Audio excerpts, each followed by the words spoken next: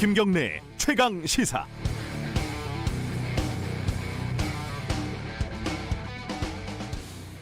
따져보면 1995년으로 거슬러 올라갑니다. 당시 이건희 삼성 회장이 아들 이재용에게 60억 원을 증여를 했고 세금으로 10억 원 내고 45억으로 계열사 지분을 사들입니다. 신기하게도 이 계열사들은 곧 상장이 됐고 이재용은 560억을 벌어들입니다. 투자 수익률 1200%. 이재용 부회장이 이후 승계 작업을 위해 마련한 종잣돈, 그 유명한 첫 번째 마술입니다. 마술은 계속됐습니다. 1996년 에버랜드 전환사채 마술, 1999년 삼성 SDS 신주 인수권부 사채 마술, 2015년 삼성 바이오로직스 분식회계 마술, 그리고 최종적으로 삼성물산 제일모직 합병 마술. 이 마술을 감쪽같게 하기 위해서 삼성은 이명박 전 대통령 다스 소송비 68억 원을 대납을 했고, 이재용은 박근혜 전 대통령과 최순실에게 86억 원을 횡령해서 뇌물로 전달을 했습니다. 그래도 남는 장사였죠. 수십조가 왔다 갔다 하는데 100억, 200억 정도야 말이죠. 이 36년여에 걸친 이 길고 긴 불법적이고 혹은 탈법적이고 혹은 편법적인 마술이 어제 사법부의 사실상의 최종 판결을 받았습니다. 징역 2년 6개월. 판사님도 꽤나 애를 쓴 것 같습니다. 준법감시위를 만들어서 풀어주려고 했던 것 같은데 이도저도 잘 안 되니까 최대한 깎아준 것 같습니다. 올해가 가기 전에 아마 가석방 될 수도 있을 것 같아요. 그럼에도 불구하고 우리 사회의 상식이 이 정도라도 지켜졌다는 게 다행입니다. 죄 지으면 벌 받는다. 이 지극히 상식적인 상식을 확인하는데 36년은 그래도 좀 길긴 길었죠. 1월 19일 화요일 김경래 최강시사 시작합니다.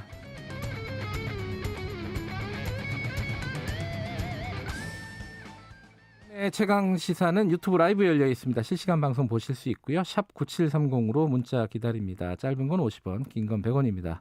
스마트폰 콩 이용하셔도 좋고요. 이번 주는 청취율 조사 기간이고 해서 문자 참여하신 분들에게 10분 추첨해서 모바일 커피 쿠폰 보내드립니다. 많이들 보내주시고요. 1부에서는 서울시장 후보들 쭉 만나보고 있는데 오늘은 정의당의 권수정 서울시 의원 출마 선언했죠. 만나보고요. 2부에서는 더불어민주당 홍익표 정책위의장하고 대통령 신년 기자회견 내용들 좀 짚어보고 3부에서는요. 지금 이재용 부회장 판결 좀 자세히 좀 짚어보도록 하겠습니다.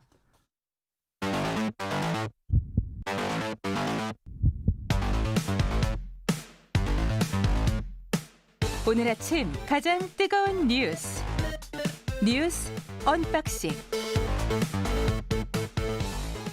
네, 뉴스 언박싱 민동기 기자 나와 있습니다. 안녕하세요. 안녕하십니까. 한겨레신문 하호영 기자 나와 계십니다. 안녕하세요. 네, 안녕하세요.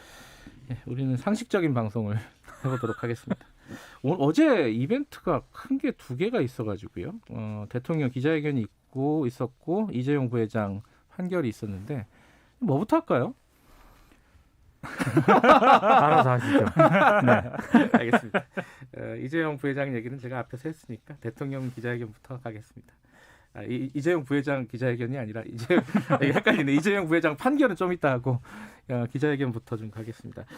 기자회견에서 너무 많은 얘기가 나와가지고요. 한 2시간에 걸쳐서 전국 전반에 대해서 원래 뭐 그렇게 하는 거니까. 네. 그래서 이게 뭐 정리하기가 쉽지는 않은데 뭐 민동기 기자하고 하영 기자가 주목해서 봤던 부분들 뭐 한두 개씩만 좀 정리를 해보죠. 민동기 기자는 어떤 게 제일 좀 중요한 부분이라고 보셨어요? 중요한 부분일 수도 있겠지만 저는 사실 첫 번째 그 청와대 기자단 간사가 첫 질문을 했잖아요. 첫 질문이 뭐였죠? 사면 예. 질문이었습니다. 예. 근데 저는 약간 놀랐습니다. 왜요? 그러니까 지금 코로나19 때문에 많은 국민들이 고통을 받고 있는데 그래도 첫 질문이 굉장히 상징적인데 이게 사면 얘기를 가장 먼저 질문을 해서 저는 조금 그랬는데 어찌됐든 이 사면은 많은 관심을 가지고 있으니까요. 정치권을 중심으로 특히 관심이 많은 주제이기도 하고 네. 청와대 기자들이 정치부 기자들이라 그래서 그 질문을 먼저 해서 네. 저도 이제 사면 얘기를 좀 먼저 정리를 하겠습니다. 네, 뭐라고 얘기를 했죠, 대통령이? 일단 국민 공감대에 토대하지 않은 대통령의 일반적인 사면권 행사는 지금 어렵다고 생각한다 이렇게 얘기를 했고요. 예. 다만 이 국민 통합을 이루자는 의견은 충분히 경청할 가치가 있다 이렇게 얘기를 했거든요. 예. 그래서 언젠가 적절한 시기가 되면 아마도 더 깊은 고민을 해야 될 때가 올 것이라고 생각한다. 예. 여러 가지 좀 시사하는 그런 발언을 좀 하기도 한 것 같습니다. 사면 얘기가 이제 국민적인 관심도 저는 사실 개인적으로는 별로 관심이 없는데 네. 어쨌든 관심 있는 분들이 많이 있으니까 네. 그 질문이 있고 대답이 있었을 텐데 그것보다는 오히려 지금 역학관계, 그 정치권의 역학관계 여기에 조금 초점이 많이 모여졌잖아요. 그렇죠.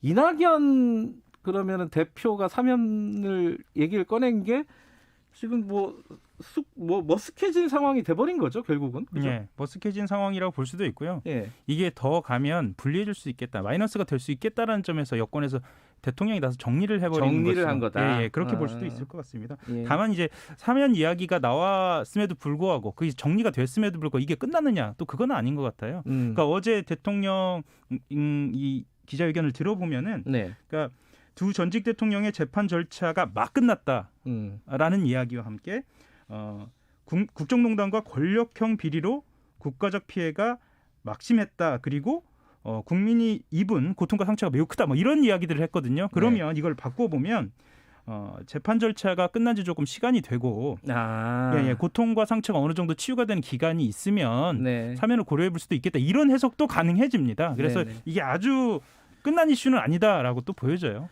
이게 사람 말을 이렇게 거꾸로 읽는 이게 이제 기자들이 보통 그러잖아요. 안 좋은 습관이긴 한데요.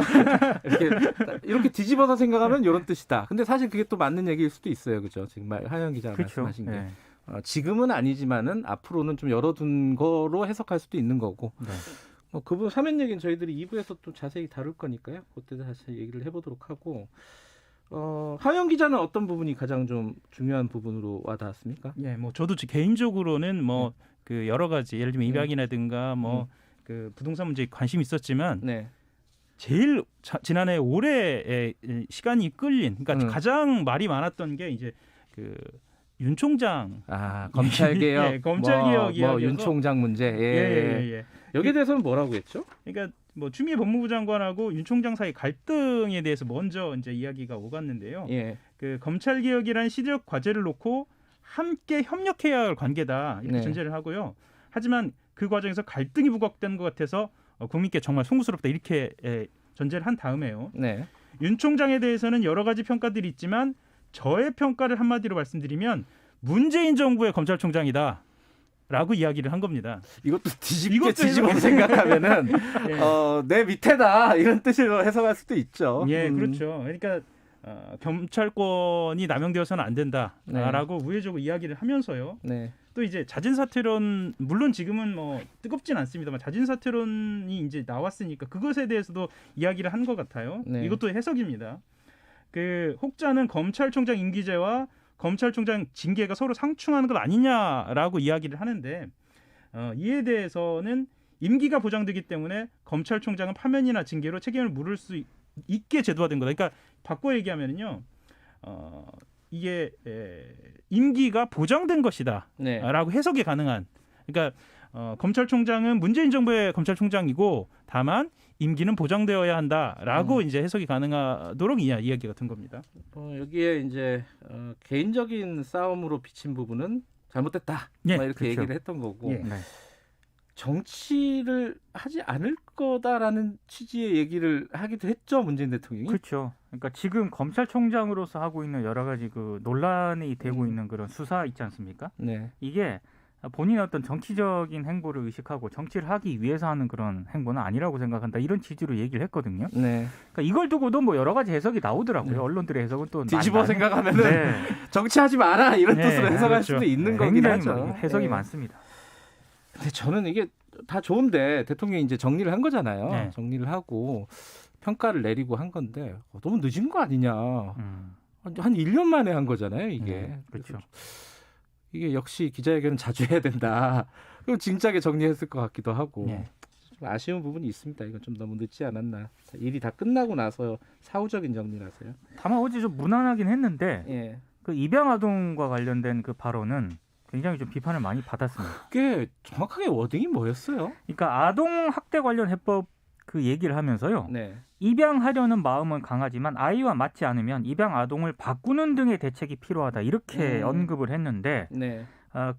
이제 언급 뒤에 아동 권리에 대한 고려가 부족했다라고 비판이 제기가 됐고 청와대 네. 국민청원 게시판에는 입양을 기다리는 아이들하고 양부모님에게 사과해야 된다 이런 글까지 올라왔습니다.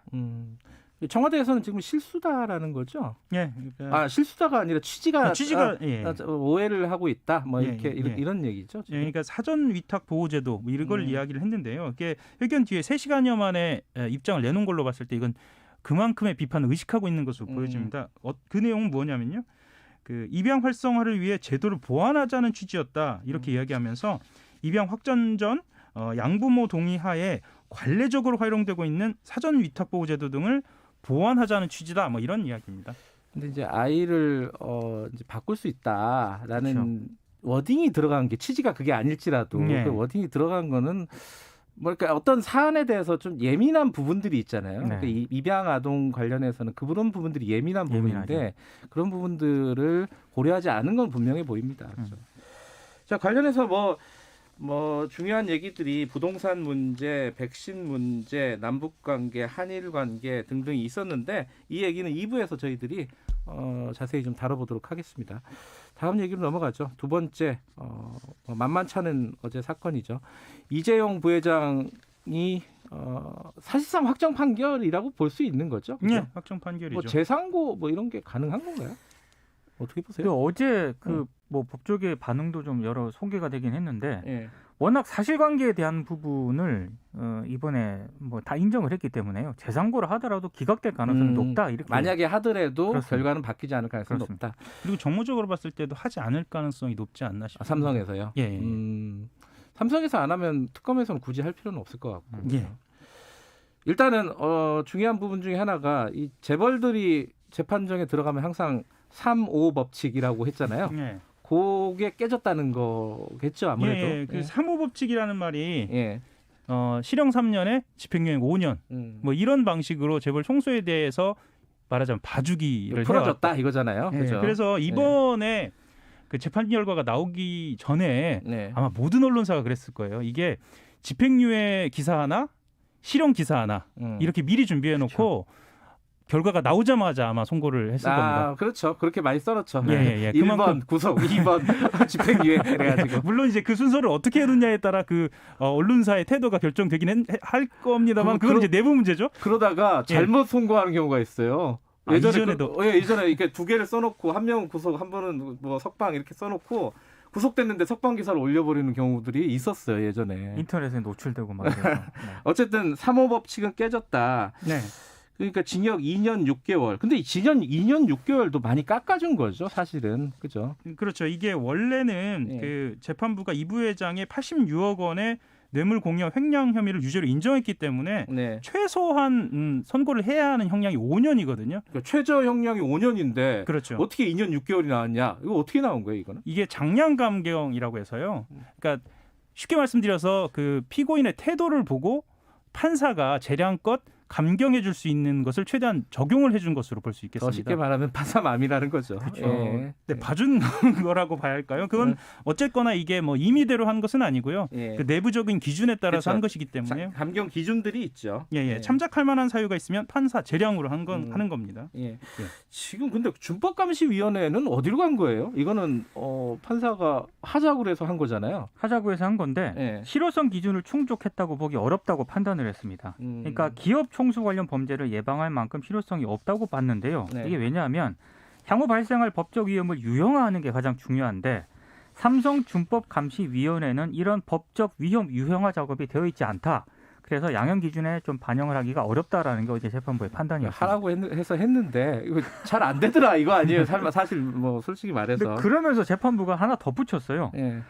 지금 뭐 실효성 기준에 미흡한 점이 있긴 하지만 예. 더 큰 도약을 위한 준법 윤리 경영의 출발점으로서 평가가 받길 바란다 이렇게 당부를 했습니다. 곧 없어지지 않을까요?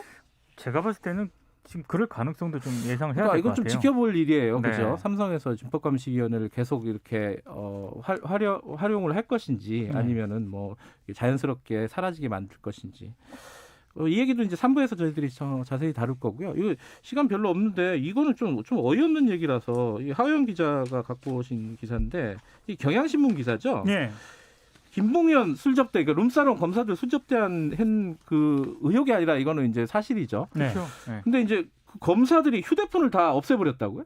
그러니까 이게 기억하실지 모르겠습니다. 간단히만 정리를 해드리면, 네. 그러니까 라임 자산운용 사건의 연루 인물입니다. 김봉영 전 스타모빌리티 회장으로부터 술 접대를 받은 혐의를 받은 사람들이 4명이 있었거든요. 예. 그 4명 전원이 애초에 이 사건이 보도됐을 때는 모두 부인을 했습니다. 그런 일이 없었다라고 부인을 했었는데 알고 보니까 그 당일날, 그러니까 김 전 회장이 언론을 통해서 검사 술 접대 의혹이 담긴 옥중 편지를 공개한 다음 날 휴대전화를 새로 개통하거나 아니면 증거를 인멸했다라는 정황이 드러난 겁니다. 그러니까 보도가 된 것이죠.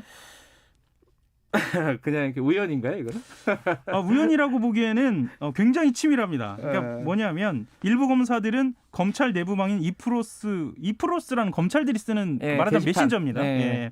대화 내역을 삭제하거나 심지어는 업무 컴퓨터까지 바꿨습니다. 그러니까 이게 단순히 과정상에서 일어났을 것인가에 대한 물음표가 찍히는 거죠. 네. 남부지검에서 수사팀이 압수수색 했잖아요. 네. 휴대전화 교체한 뒤에 했다고 합니다. 네.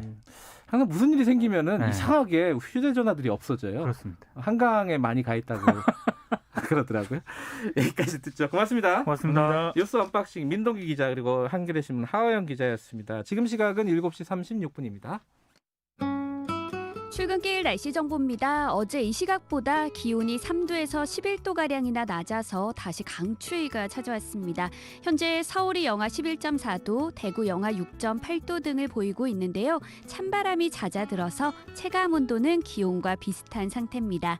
낮 기온도 서울이 영하 2도, 광주와 부산 5도 등으로 어제보다 5도 안팎 낮아 종일 춥겠습니다. 그래도 이 추위는 내일 낮부터 빠르게 풀릴 것으로 예상됩니다. 오늘 하늘은 전국이 대체로 맑겠고 공기도 깨끗할 전망입니다. 현재 서울의 기온은 영하 11.4도입니다. 날씨 정보 송소진입니다. 이어서 이 시각 교통 상황을 KBS 교통정보센터 이승미 씨가 전해드립니다. 네, 경인고속도로 서인천에서 부평 사이가 양방향 정체인데요. 서울 방향 부평 부근 4차로에서 사고 나서 여파를 받고 있습니다. 이후로는 부천에서 신월 쪽으로 밀리고 있고요. 서부간선도로 신정교에서 목동교 사이 많이 미끄럽습니다. 조심 운전하셔야겠고요. 성산대교 방향으로 안양교에서 목동교, 안양 방향은 양평교에서 오목교까지나 고척교에서 금천교 사이 정체되고 있습니다.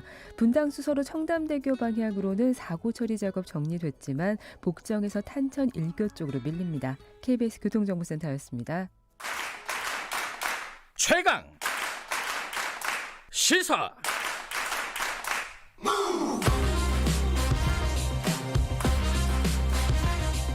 지금 여러분께서는 김경래 기자의 최강 시사를 듣고 계십니다.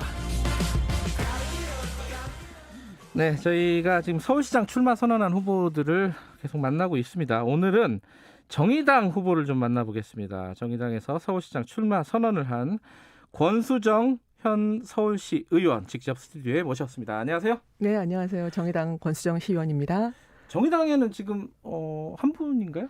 아직까지는 그렇습니다. 22일까지 후보를 지금 모집하고 있습니다. 독주 체제라고 봐야 되나? 지금 그 얘기부터 좀 해보죠. 일단은 뭐 현안 중에 어제 대통령 기자회견이 있었어요. 이거 쭉 같이 보셨을 텐데 어떤 게 제일 눈에 들어오셨어요?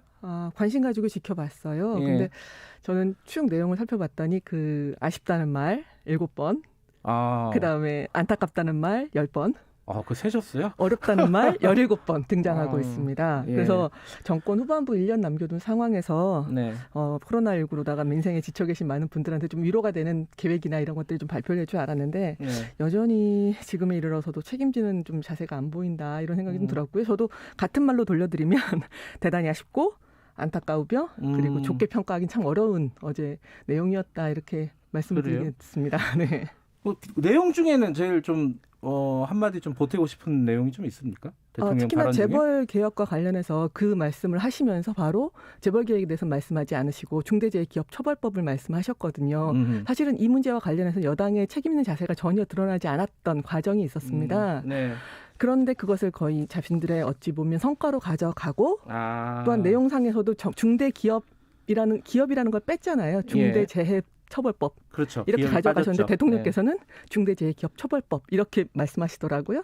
이 부분이 가장 눈에 좀 들어왔고요.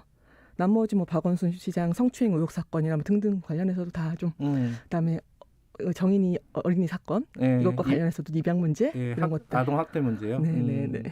하나씩 좀 여쭤볼까요? 그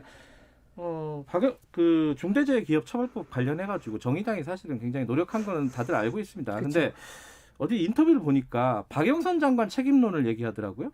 지금 뭐 서울시장 후보로도 나와 있는 상황이니까 박영선 장관이 어떤 책임이 있다는 거예요?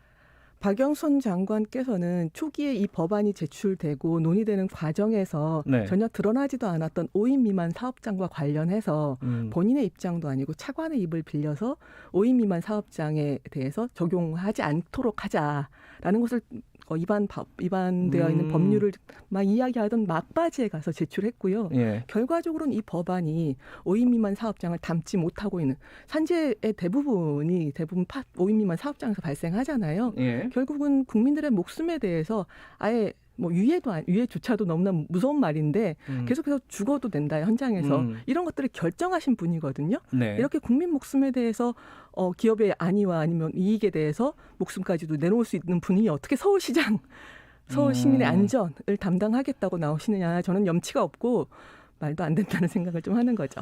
그러니까 중소벤처기업부에서 5인 미만 사업장을 제외시킨 부분을 낸 거, 그런 안을 낸 거에 대단히 심각한 내용입니다. 거기에 대해서 책임을 져야 된다라는 말씀이시고, 또 하나가 지금 아까 입양아동 말씀하셨는데 이게 대통령의 뭐 좀 말실수다 이렇게 볼 수도 있을 것 같고 어떤 부분이 심각한 문제라고 보시는 거예요?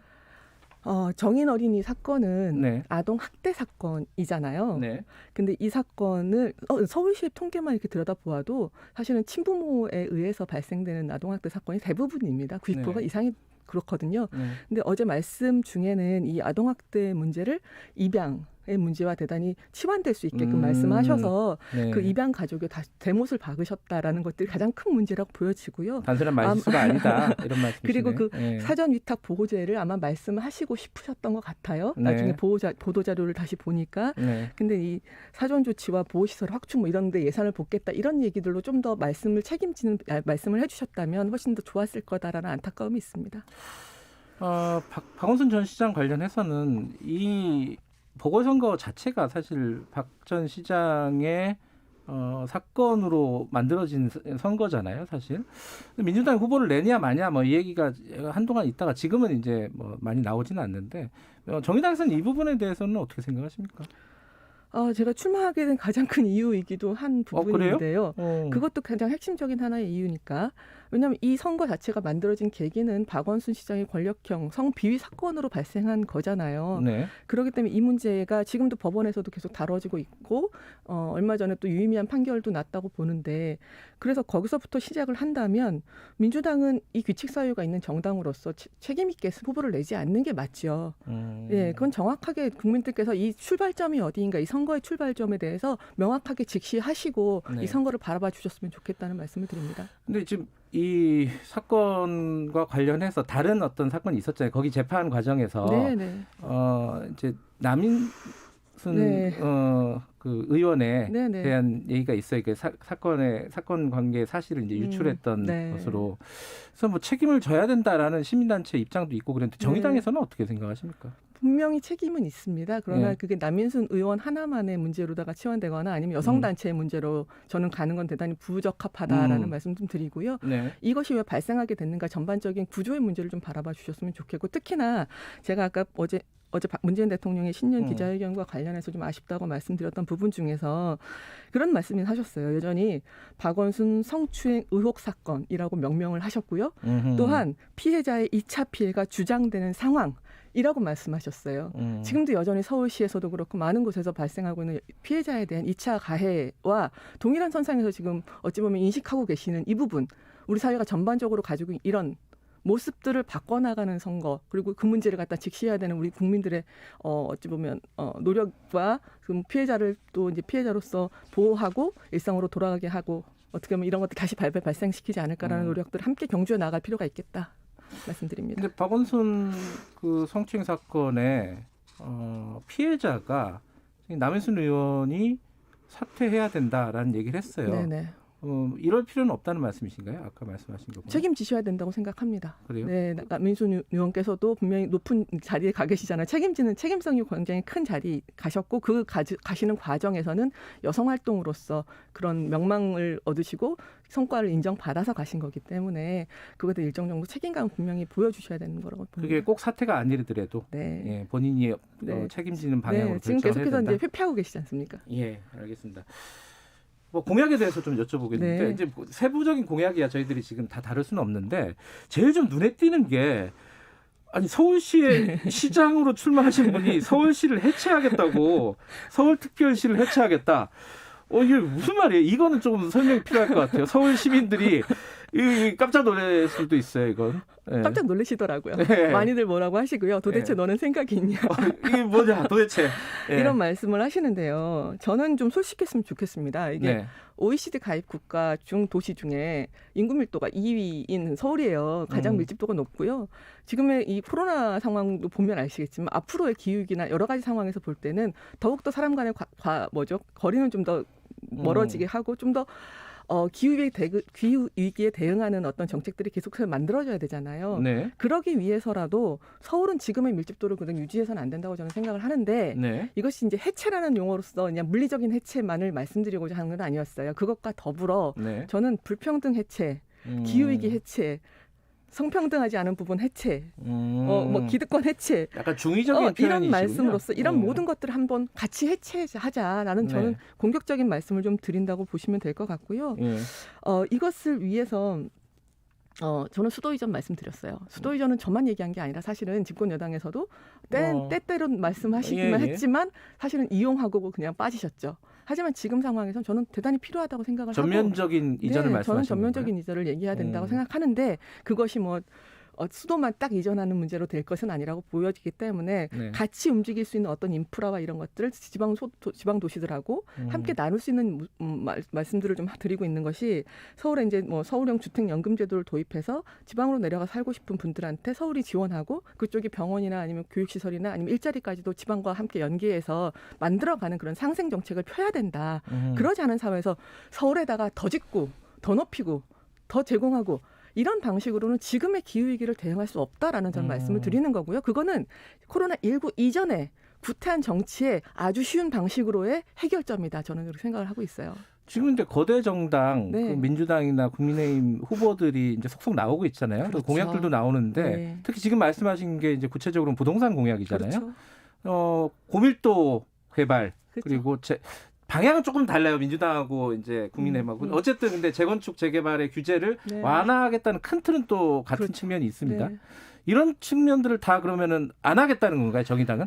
지금 서울이 도시 중에서 그래도 자가 소유 비율이 50% 미만인 하나의 도시잖아요. 그러면 일정 부분의 공급은 필요한 건 맞아요. 근데 그 공급의 내용이나 방식이나 이런 것들은 좀 달라야 된다고 말씀을 드리고 지금처럼 용적률 높여가지고 위로다가 상향 조치하고 막 이런 식이 아니라 있는 곳 중에서 지금 막 이제 계속해서 거리 제한이나 이런 것들 영업 안 되는 곳들을 좀 더 개발해서 그것을 공공이 사들이고 그것을 소규모로 다 개발해서 공공주택으로 내놓고 비주택 주거자들이나 무주택 주거자들한테 임대하는 방식 이런 식으로다가 할 수 있는 것들이 너무나 많거든요. 시간이 좀 오래 걸린다 하더라도.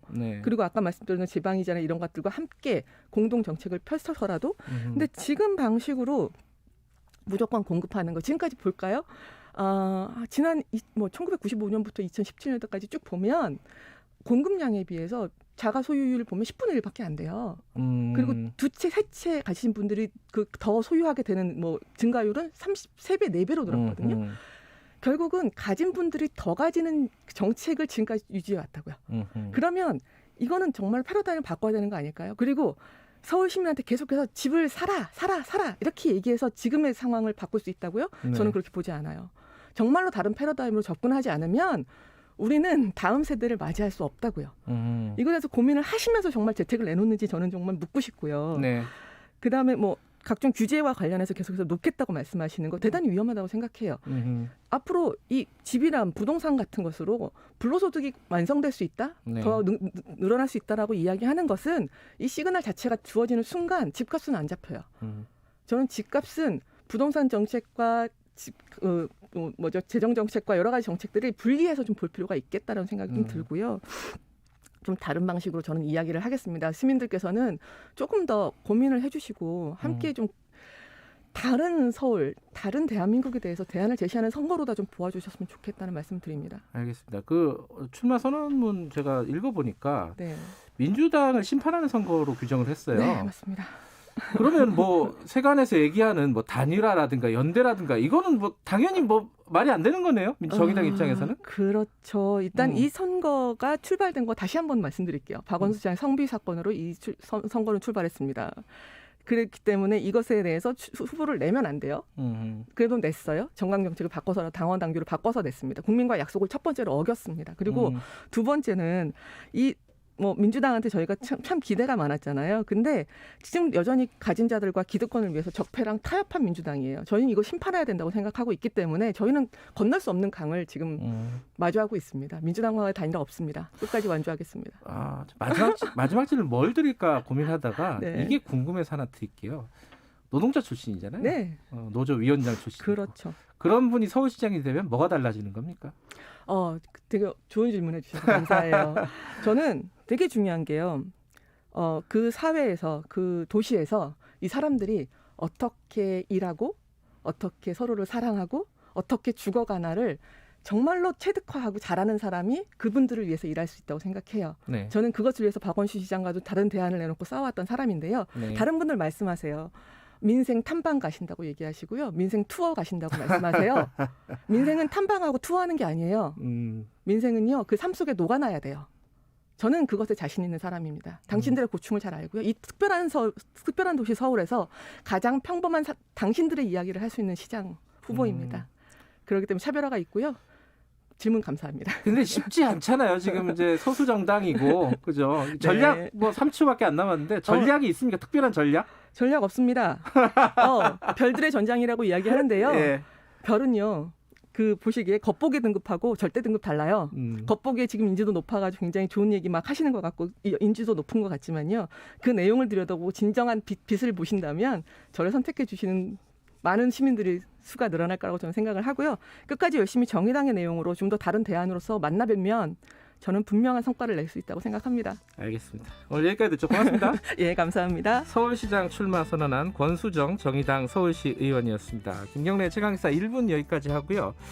2부에서는요. 여의도 정책맨 더불어민주당 홍익표 정책위의장과 함께 대통령 신년 연설 등 현안 좀 분석해보고요. 3부에서는 삼성전자 이재용 부회장 판결 소식 자세히 좀 알아보겠습니다. 잠시 후 8시에 돌아옵니다.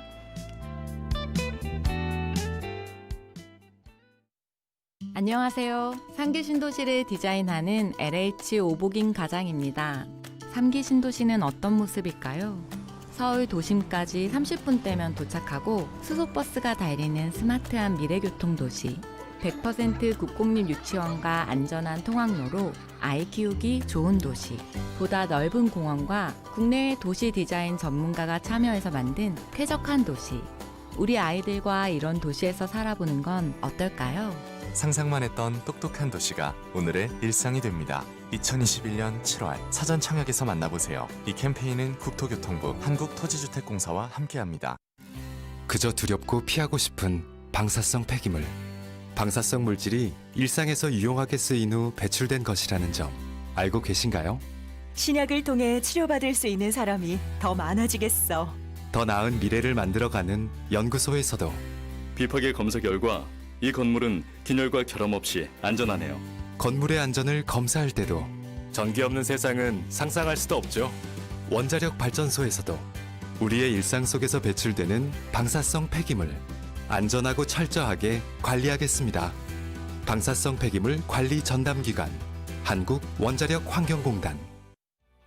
지역과 주민 스스로가 할 일을 직접 결정할 수 있도록 32년 만에 지방자치법이 전부 개정되었습니다. 주민이 정책 결정에 참여할 수 있는 권리가 신설되고요. 주민이 조례를 직접 제안할 수 있게 됩니다. 지역은 스스로 하는 일이 더욱 많아지고 주민에게 지방자치 정보를 적극적으로 공개해야 합니다.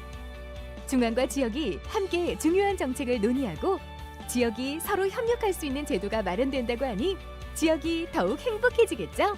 32년 만에 지방자치법 전부 개정으로 주민이 만들어갈 대한민국의 미래가 시작됩니다. 이 캠페인은 행정안전부와 함께합니다. 말 같은 말.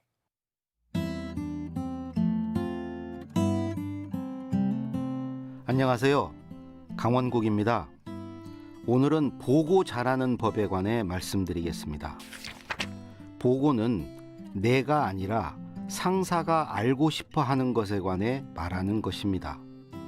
그래서 상사가 무엇을 궁금해 할지 생각해 보는 게 첫 번째 해야 할 일입니다. 아하. 보고 받는 사람은 이런 것을 궁금해 합니다. 사업 성사 혹은 성공 확률은 얼마나 되는지, 내용이 편파적이거나 한 면만 보고 있지는 않은지, 보고자에게 사심이나 저의는 없는지도요. 또 이 일을 했을 때 이익과 혜택은 뭔지, 보고 내용을 한마디로 줄이면 무엇인지, 더 좋은 의견을 낼 수 있는 다른 부하는 없는지, 이런 것들 말입니다. 따라서 보고 전에 상사의 지시를 잘 파악해야 합니다. 현황이나 내용을 알아보라는 것인지, 문제 해법을 제시하라는 것인지, 변화를 기획하라는 것인지 말입니다. 상사의 눈으로 보면 상사가 궁금해하는 내용이 보입니다. 어느 시점이 되면 상사가 늘 찾는 게 있는데요. 이런 건 선수를 치는 게 좋습니다. 예를 들면 분기 초에 지난 분기 실적 집계 같은 것이지요. 내게 중요한 것이 상사에게도 중요할 거라고 오해해서도 안 됩니다. 보고자는 필요성을 강조하지만 상사는 기대 효과가 궁금합니다. 보고자는 성공이나 이익을 전제하지만 상사는 실패와 손해를 가정합니다. 또한 10가지 지적보다는 한 가지 대안이 낫습니다. 상사는 해법을 알고 싶어 하니까요. 내가 잘 아는 것을 상사도 잘 알 거라고 가정해서도 안 됩니다. 그러니 사소한 일도 빠뜨리지 않고 보고해야 합니다. 의외로 상사는 모르는 게 많으니까요. 강원국의 말 같은 말이었습니다. 간파하고 선수 치면서도 선은 절대 넘지 말 것. 성과로 이어지는 보고의 기술입니다.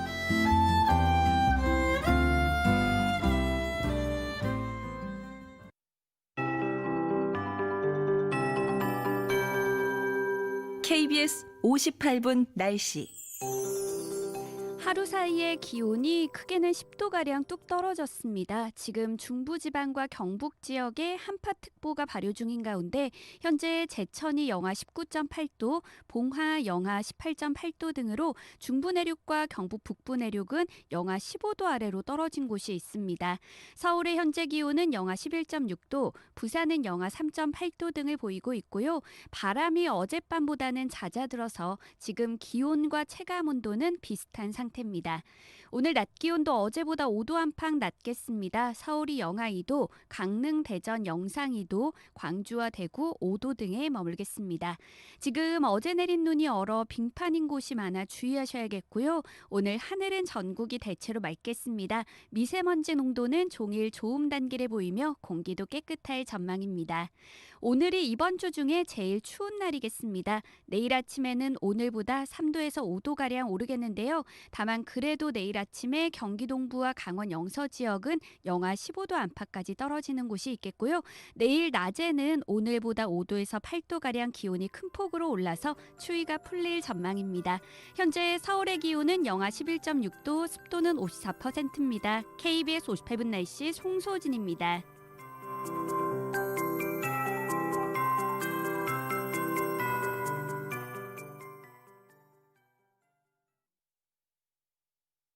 정성을 다하는 국민의 방송 KBS가 8시를 알려드립니다. AM 711kHz, FM 97.3MHz, KBS 1라디오입니다. HLKA.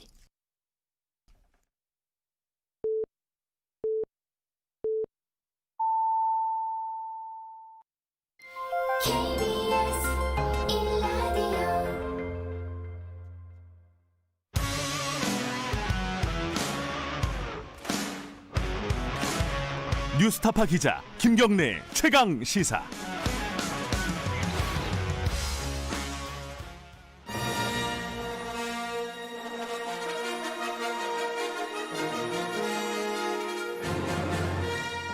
정책 브레인들이 최강 시사에 떴다. 여의도 정책맨. 예, 매주 화요일 여당의 최고 정책 브레인 홍익표 의원과 함께하는 시간입니다.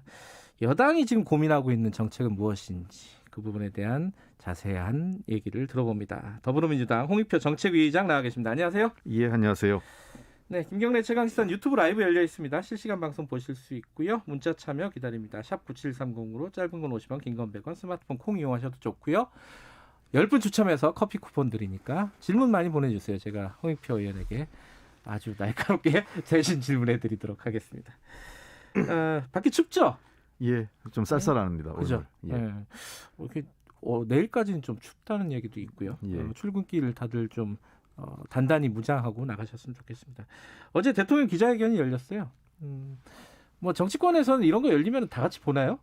네, 어제 뭐 우리 당 지도부 같은 경우는 같이 대표실에서 좀 봤고요. 네. 또 개별 아마 의원실이 자기 방에서든 다들 좀 지켜보는 사람들이 대부분일 겁니다. 물론 불가피하게 일 있어서 못 보는 사람도 있겠지만 네, 대부분은 관심 있게 봅니다. 그죠. 이게 뭐라도 한마디 하려면은 그죠. 네. 보시면서 직접 보셨죠? 이렇게 예. 보시면서 뭐랄까 분위기라든가 전체적인 느낌, 총평 그거부터 한번 들어보죠. 어떠셨어요?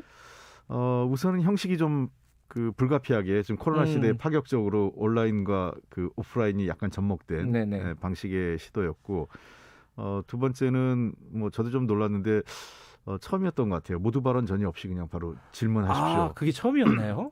제 기억엔 그렇습니다. 네.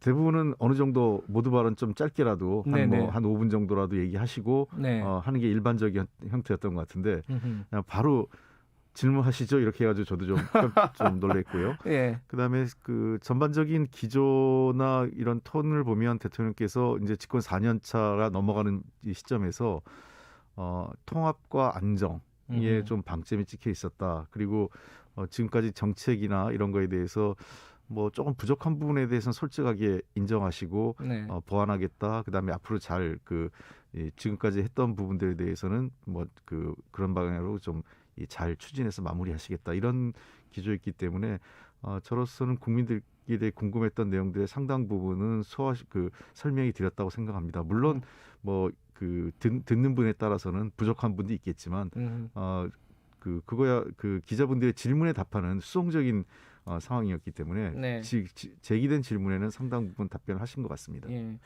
근데 이게 계속 나오는 얘기인데 물론 또 청와대에서는 아니다 이런 얘기는 하는데 좀 기자회견 자주 하면 좋지 않겠냐. 이게 너무 국민들과의 접촉이 적은 거 아니냐. 뭐 그러면 기자회견이 접촉의 다가 아니다. 뭐 이렇게 청와대에서는 얘기하던데 어떻게 보세요? 이건 좀 일장일단 있는 것 같습니다. 왜냐하면 제가 한번 청와대에 갔을 때 대통령께 한번 그런 말씀을 드린 적이 있어요. 집권 초기였을 때니까 2년 차쯤 됐을 텐데 대통령께서 자주 TV에 나오시고 인터뷰도 하시고 기자회견도 하면 좋겠다. 타운홀 미팅이든. 그래야 이제 그때 한참 대통령 인기가 지금보다 훨씬 높았을 때니까요. 그렇죠. 그때 대통령께서 웃으시면서 내가 그러면 장관들이 안 보이잖아요. 이렇게 얘기하시더라고요. 그러니까 국정이라는 게 물론 뭐 대통령 중심제에서 가장 중요한 게 대통령이지만 대통령만 혼자 단독 드리블 하는 게 좋은 건 아니지 않습니까? 축구를 아무리 바르셀로나가 잘한다고 메시 혼자 할 수 없는 것처럼 다른 선수들이 조화를 이뤄야 되고 거기에는 다른 각 부처의 장관들 있고 아마 대통령께서 생각은 각 부처의 장관들이 조금 더 자기 현안에 대해서 적극적으로 홍보도 하고 정책 설명도 했으면 하는 그런 게 있고 대통령이 전면에 나설 경우 장관들은 사라지게 되는 것도 부작용이 있더라고요. 그래서 그런 말씀을 하신 걸 보면서 대통령께서 또 다른 여러 가지 고민이 있으시구나 이런 생각이 있습니다. 하지만 그래도 너무 작았어요. 이번에 거의 한 1년 넘었잖아요. 기자회견 한 지는. 그죠? 400일 가까이 됐는데 390 작년 연초에 며칠이죠. 기자회견 하시고 한 1년만 정도 된 거 아닌가 싶습니다. 이건 뭐 생각들은 다들 다르긴 하지만 어쨌든 뭐 국민들 입장에서는 대통령이 너무 자주는 아니더라도 트럼프처럼 자주 보이면 좀 스트레스가 있을 것 같긴 한데 그게 아니라 적당한 국면에서는 얼굴을 자주 보여주는 게 좋지 않을까라는 생각이 듭니다. 어쨌든 내용으로 들어가 보죠. 내용 중에 뭐 사면론 이런 얘기들은 워낙 뭐 많이 나온 얘기라서 굳이 다시 얘기를 꺼낼 필요가 없을 것 같고 저는 정책적인 측면에서 좀 궁금한 거 몇 가지만 먼저 좀 여쭤볼게요. 하나가 앞으로 하겠다는 취지로 얘기한 부분들이 궁금하더라고요.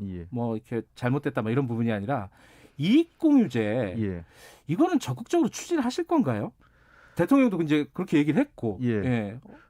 대통령께서는 뭐 강제적 방식, 뭐 당연히 제가 여러 차례 여기서도 뭐 말씀드렸고 뭐 회의 때마다 한 거지만 강제적 방식은 저희들도 고려한 건 아니니까.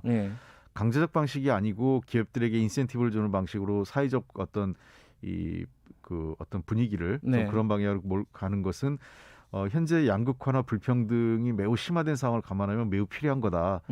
바람직하다 이런 말씀을 하셨고 지금 현재 당도 그런 기조하에 준비를 하고 있습니다.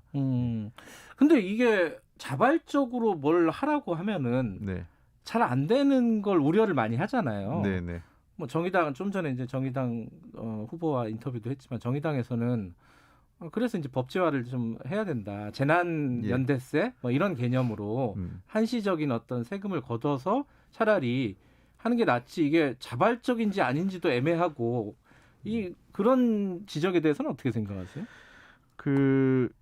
저 역시 뭐 세금에 대한 가능성을 완전히 닫아두지는 않습니다. 항상. 근데 그거는 어떤 가장 마지막 순간에 고려해야 될 문제라고 생각을 해요. 그러니까 늘 제가 어떤 사안을 접근할 때 가장 쉬운 답은 정답이 아닐 때가 많습니다. 그러니까 세금을 필요하다고 세금 걷는 거는 너무나 쉽죠. 근데 지금 이렇게 보시면 됩니다.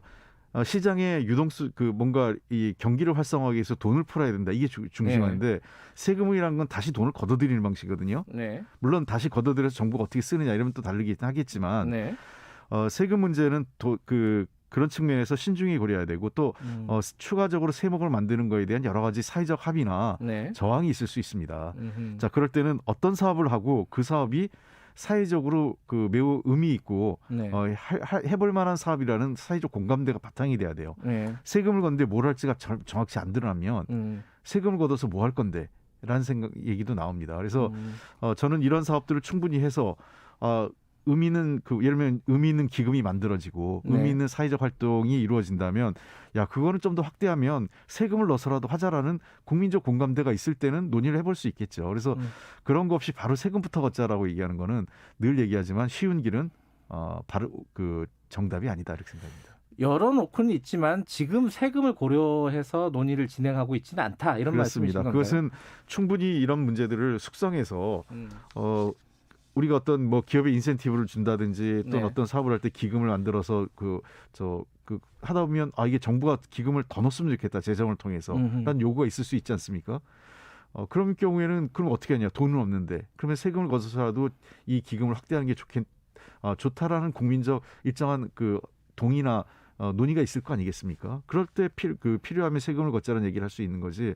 지금 당장 세금으로 간다. 이건 좀 아닌 것 같고요. 오늘 또 얘기를 또 잘해야 되는데 또 잘못하면 결국은 궁극적으로 세금 또 이렇게 언론들이 쓸까 봐 늘 조심스러운데 하여간 현재로서는 세금 문제를 고려하지 않는다라는 게 말씀드리고 싶습니다. 네, 어제 인터뷰에서 이익공유제의 핵심이 은행권 참여라는 말씀을 하셨어요. 이거는 무슨 뜻이에요? 양극화 지금 K 양극화라고 얘기하지 않습니까? 그 양극화의 방식은 두 가지가 있습니다. 아주 여러 가지가 있는데요. 하나는 자산소득자하고 임노동소득자의 격차가 벌어지고 있는 것도 있죠. 또 임노동소득 내에서도 벌어지고 있고.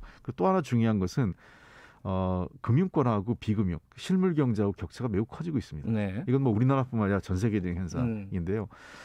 금융권 그렇기 때문에 결국은 현재 코로나 상황에서도 이익을 보고 있는 가장 큰 업종이라고 하면 금융업이라고 할 수 있죠. 이자 꼬박꼬박 받아가고. 그러니까 저는 이런 측면에서 뭐 임대료만 줄이고 멈추자가 아니라 사실은 기업 그 은행권의 이자나 이런 것도 멈추거나 그 제한을 해야 된다고 생각을 해요.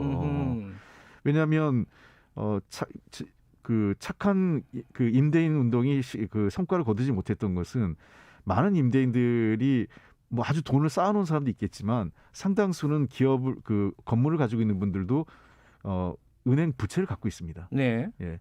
결국 계속 그분들은 은행에다 그걸 내야 되거든요. 네. 은행 이자를. 그렇죠. 다른 모든 경제 활동을 멈춰쓰고 제한하고 있는데 이자만 계속 받아가는 형태가 되는 거죠. 그래서 저는 어떤 경우에는 제가 어제 얘기한 거는 은행권도 이자를 좀 낮춰주거나 지금 금리가 0.5% 그 기준금리가요. 금리를 낮춰주거나 또는 불가피한 경우에는 그 은행이 이자를 중단시키거나 마찬가지로 임대료처럼 그리고 이러한 상황에서 개인에 대한 신용등급을 하락시켜서 그 이자 부담을 더 높이거나 또는 가압류 그다음에 그 근저당 뭐 등등을 하는 방식에 대해서는 저는 금년 한 해 동안은 이것도 좀 멈추는 뭔가 그 사회운동이라든지 필요하면 그것은 그야말로 한번 이 한시적 특별법을 통해서라도 고려할 필요가 있다고 생각을 합니다. 그러니까 은행권 말씀하신 거는 단순히 기금을 받고 인센티브를 준다는 측면을 넘어서서 이자율이나 이런 부분들도 지금 손을 댈 수가 있다라는 말씀이신가요? 네, 그거는 계속 논의를 하고 있습니다. 왜냐하면 이 임대료 인하 지금 현재 그 임대료 문제가 이 은행권하고 밀접히 연관돼 있고요. 그리고 아까 그 기금 조성 문제도 저는 금융권이 함께 해주면 좋겠다고 생각을 합니다. 이미 금융노조는 그런 그 기금을 만들어서 활용을 하고 있거든요. 네. 그래서 저는 여러 가지 방식들이 고려할 수 있기 때문에 가급적 사회적 첫 번째는 자발성에 두 번째는 사회적 합의를 바탕으로 그리고 그런 것들을 그 정부나 국회가 도와줄 수 있다면 인센티브를 법제화하는 방식을 이렇게 단계별로 고려해서 접근해야 된다고 생각합니다. 근데 이제 만약에 이제 자발적으로 기금을 모으면요, 그 기금을 어디다 쓰는 거예요? 그는 기금을 만들 때 목적이 있으니까요. 저는 추가적으로 기금을 만들 수도 있고 지금 현재 정부가 가지고 있는 여러 기금들이 있는데요. 그 기금들의 활용을 좀 적극적으로 불평등 해소 쪽에 좀 맞춰서 할 수도 있다고 생각을 합니다. 근데 이제 어제 문재인 대통령이 구체적으로는 언급하지 않은 부분이 이제 코로나 피해자들 그러니까 뭐 자영업자 특히 이제 요새는 자영업자들의 저항이 좀 강해지고 있어요. 이게 길어지고 있어가지고 이 집합금지가. 그 영업 손실 보상을 어떻게 할 것이냐. 이게 얼마 전에 저희들이 일본 연결을 해보니까 일본은 방역에 협조하면 하루에 60만 원 이상을 주더라고요. 그래서 이렇게 자발적으로 문 닫는 데가 많이 생긴다더라. 근데 우리는 지금 자영업자들에 대한 대책이 거의 없는 거잖아요. 재난기금금 말고는. 네, 그렇습니다. 뭔가 지금 장기적인 대책이 필요한 거 아닌가. 지금 1년 더 갈 건데 어떻게 보세요, 이 부분은? 저는 전적으로 동의합니다. 그 부분에. 왜 그러냐. 처음부터 이게 단순히 자영업에 대한 지원을 시혜적 차원이 아니라 그분들이 정부의 법적 조치에 따른 행정적 조치에 따른 피해를 본 거 아니겠어요? 그러면 그분들이 그거를 피해를 보상받거나 구제받는 것은 권리의 차원입니다. 그러니까 그거를 뭐 시절 말로 아예 어려우니까 도와준다 이런 시혜로 접근하는 게 아니라 그분들의 권리를 존중한다는 차원에서 접근을 해야 되는 거고요. 두 번째는 단순히 임대료 차원의 접근이 아니라 사실은 그분들이 영업 매출, 영업 이익 차원에서 어떻게 보전할 건가 가는 게 맞죠. 왜냐하면 우리가 장사하거나 사업해보면 알겠지만 임대료만 돈 나가는 게 아니잖아요. 인건비도 있고 그다음에 장사를 운영하는 기본 여러 가지 경비들이 있는데 그런 문제들을 함께 고려한 지원이 필요하다고 생각합니다. 근데 저는 아직까지도 이 부분에 대해서 매우 소극적이에요. 재정 당국이 아주 아쉬운 측면이 있는데 과거 IMF 위기 1998년도 그 IMF 위기 왔을 때 대기업하고 금융권 살린다고 쓴 돈이 160조가 넘습니다. 그러니까 그거를 살리는 공적 자금이 들어갈 때에는 뭐라고 그랬습니까? 그건 사회적 투자라고 생각하고 미래에 대한 우리가 투자라고 얘기를 해놓고 지금 당장 죽어가는 자영업이나 영세상인들 그다음에 국민들을 살리는 돈은 비용이라고 얘기하고 저는 일부 보수 야당이나 일부 보수 언론의 문제는 이런 얘기할 때면 꼭 재정 얘기해요. 재정을 늘리면 안 된다 그러고 그리고 사회적 자발성을 하면 그럼 차라리 세금을 하지 왜 그 자발성의 기대냐고 얘기하고. 그러니까 대통령께서도 재정으로서 할 일은 하겠다. 다만 재정으로 충분하지 않으니 사회적으로는 참여가 있었으면 좋겠다 이런 말씀을 하신 겁니다. 근데 이제 시간이 한 1년이 지났잖아요. 코로나가 지금 발생을 한지 앞으로도 한 1년 정도 더 갈다 그러고 지금쯤이면 뭔가 나와야 되는 시점 아니냐. 구체적인 안이 뭐 지금 홍익표 의원께서 말씀하신 거는 누구나 다 동의할 수 있는 부분일 것 같은데 아니, 뭐 어떻게 하겠다는 안이 언제쯤 나오는 걸까요? 그러면은? 하여간 저희들 빠른 시일 내에 준비를 하겠습니다. 제가 시점을 뭐 제가 혼자 정할 수는 없는 상황인데. 다만 지금까지 그 두 가지 어떤 이 상황이 있었던 것 같아요. 첫 번째는 코로나가 이렇게 장기화될 거라고 당초 전망을 잘 못했다는 게 있었고, 두 번째 상황은 그 방역이라는 문제. 그러니까 워낙 그 어떤 시점마다 작년에도 몇 번의 파동이 있었지 않습니까? 작년 2월 달에 갑자기 그 대구 지역을 중심으로 해서 늘고, 그다음에 작년 8월에 한번 그랬고, 또 작년 연말에 한 11월 말 즈음에서 다시 이제 폭증하면서 그 고비마다 어떤 경기 진작 활성화 대책보다는 방역에 집중해야 된다 이런 문제가 우선하다 보니까 대책을 세우는데 집중하지 못했던 측면도 있었던 것 같아요. 그런 여러 가지. 그러나 사실상 코로나가 장기화되고 있고, 그다음에 이 코로나가 끝난 이후에 양극화 불평등은 아마 더 심화돼서 나타날 거기 때문에 이제는 근본적인 대책을 만들어야 될 시점 아니냐. 지금 그리고 우리만 늦은 게 아니라요. 각국이 지금 그런 준비를 하고 있습니다. 먹고 사는 문제로 오늘 시작해서 끝내야겠네요. 재난지원금 이게 이제 4차 재난지원금 얘기 나오고 이제 이재명 지사가 독자적으로 지급을 하겠다라는 걸 추진하고 있잖아요. 당의 입장을 물어봤잖아요. 당의 입장은 명확하게 좀 정리가 됐습니까? 어제 대통령 얘기하신 게 당의 입장하고 똑같습니다. 그래요? 왜냐하면 첫 번째는 선별과 보편이라는 것은 어떤 뭐가 하나가 정답이 아니라 상황에 따라서 하겠다. 이건 뭐 제가 여러 차례 이 자리에 와서 선별과 보편을 양분화해서 접근할 필요 없다. 두 가지가 실용적으로 접근하면 된다. 어제 그 얘기를 하신 거고요. 두 번째는 4차 재난지원금 문제는 지금 3차 지원금이 지급되고 있는 상황이니 지금은 아니고 지금 또 방역 상황도 심각해서 지금 당장 논의할 시점은 아니다라고 얘기하고, 그러나 방역 상황에 따라서 방역 상황 추이에 따라서 4차 재난금의 어떤 방식과 시기는 논의할 수 있다. 뭐 방식이라는 게 전 국민 지급이 될지 어떻게 될지는 그거는 다 열어놓은 상태죠. 그리고 지방 정부의 역할도 대통령께서 얘기하셨지 않습니까? 지방 정부는 중앙 정부로 충분하지 않기 때문에 보조적 역할을 하는데, 가급적 중앙 정부가 할 때 지방 정부가 함께 같이 보조를 맞춰주는 게 어떤 경기 진작 효과라든지 국민에 대해서 지원을 할 때 시너지 효과가 클 것 같다, 이런 의미로 대통령께서는 얘기하신 것 같아요. 저는 인천 사는데 배 아프잖아요. 경기도 사람들만 이게 10만 원씩 더 주고 이러면은 이런 부분 약간 지역적인 차별의 문제, 뭐 심리적인 박탈감의 문제, 이런 것들 고민이 되실 것 같은데. 아마 특히 지자체장들이 많이 고민하시는 것 같아요. 왜냐하면 상대적으로 그 재정 여건이 지방 정부 재정 여건이 괜찮은 데가 이제 서울하고 그 경기 정도 괜찮고, 진짜 뭐 전라남도나 뭐 경상남도 이런 데는 지방 자립도가 30% 정도밖에 안 되는 데 있거든요. 그런 경우는 엄두가 내기 어려운 상황도 있기 때문에 그런 형평성을 고려해야 되는데, 근데 이제 어떤 지방 정부가 하겠다는 부분을 하지 말라 할 수는 없고요.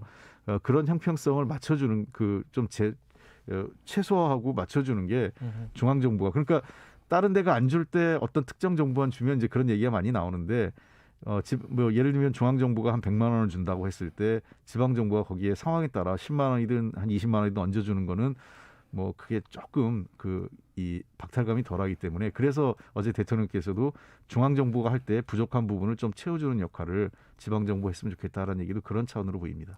알겠습니다. 오늘 좀 정치적인 논란보다는 좀 먹고 사는 문제에 집중해서 좀 여쭤봤습니다. 6500님이 대구 사람인데요. 홍익표 의원님 대구랑 연 없으시죠? 특별한. 제가 부모님이 그쪽이 대구 경북이세요. 친척이신가? 이 품격과 능력을 구비한 민주당의 보물이라고 홍익표 의원님이 꼭 전해달라는 문자를 보내주셨습니다. 고맙습니다. 자, 여기까지 듣죠. 고맙습니다. 예, 감사합니다. 여의도 정책맨 더불어민주당 홍익표 민주연구원장 정책위의장이었습니다.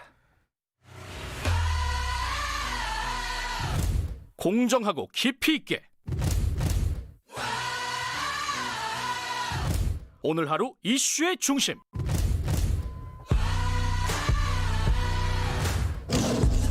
김경래의 최강 시사.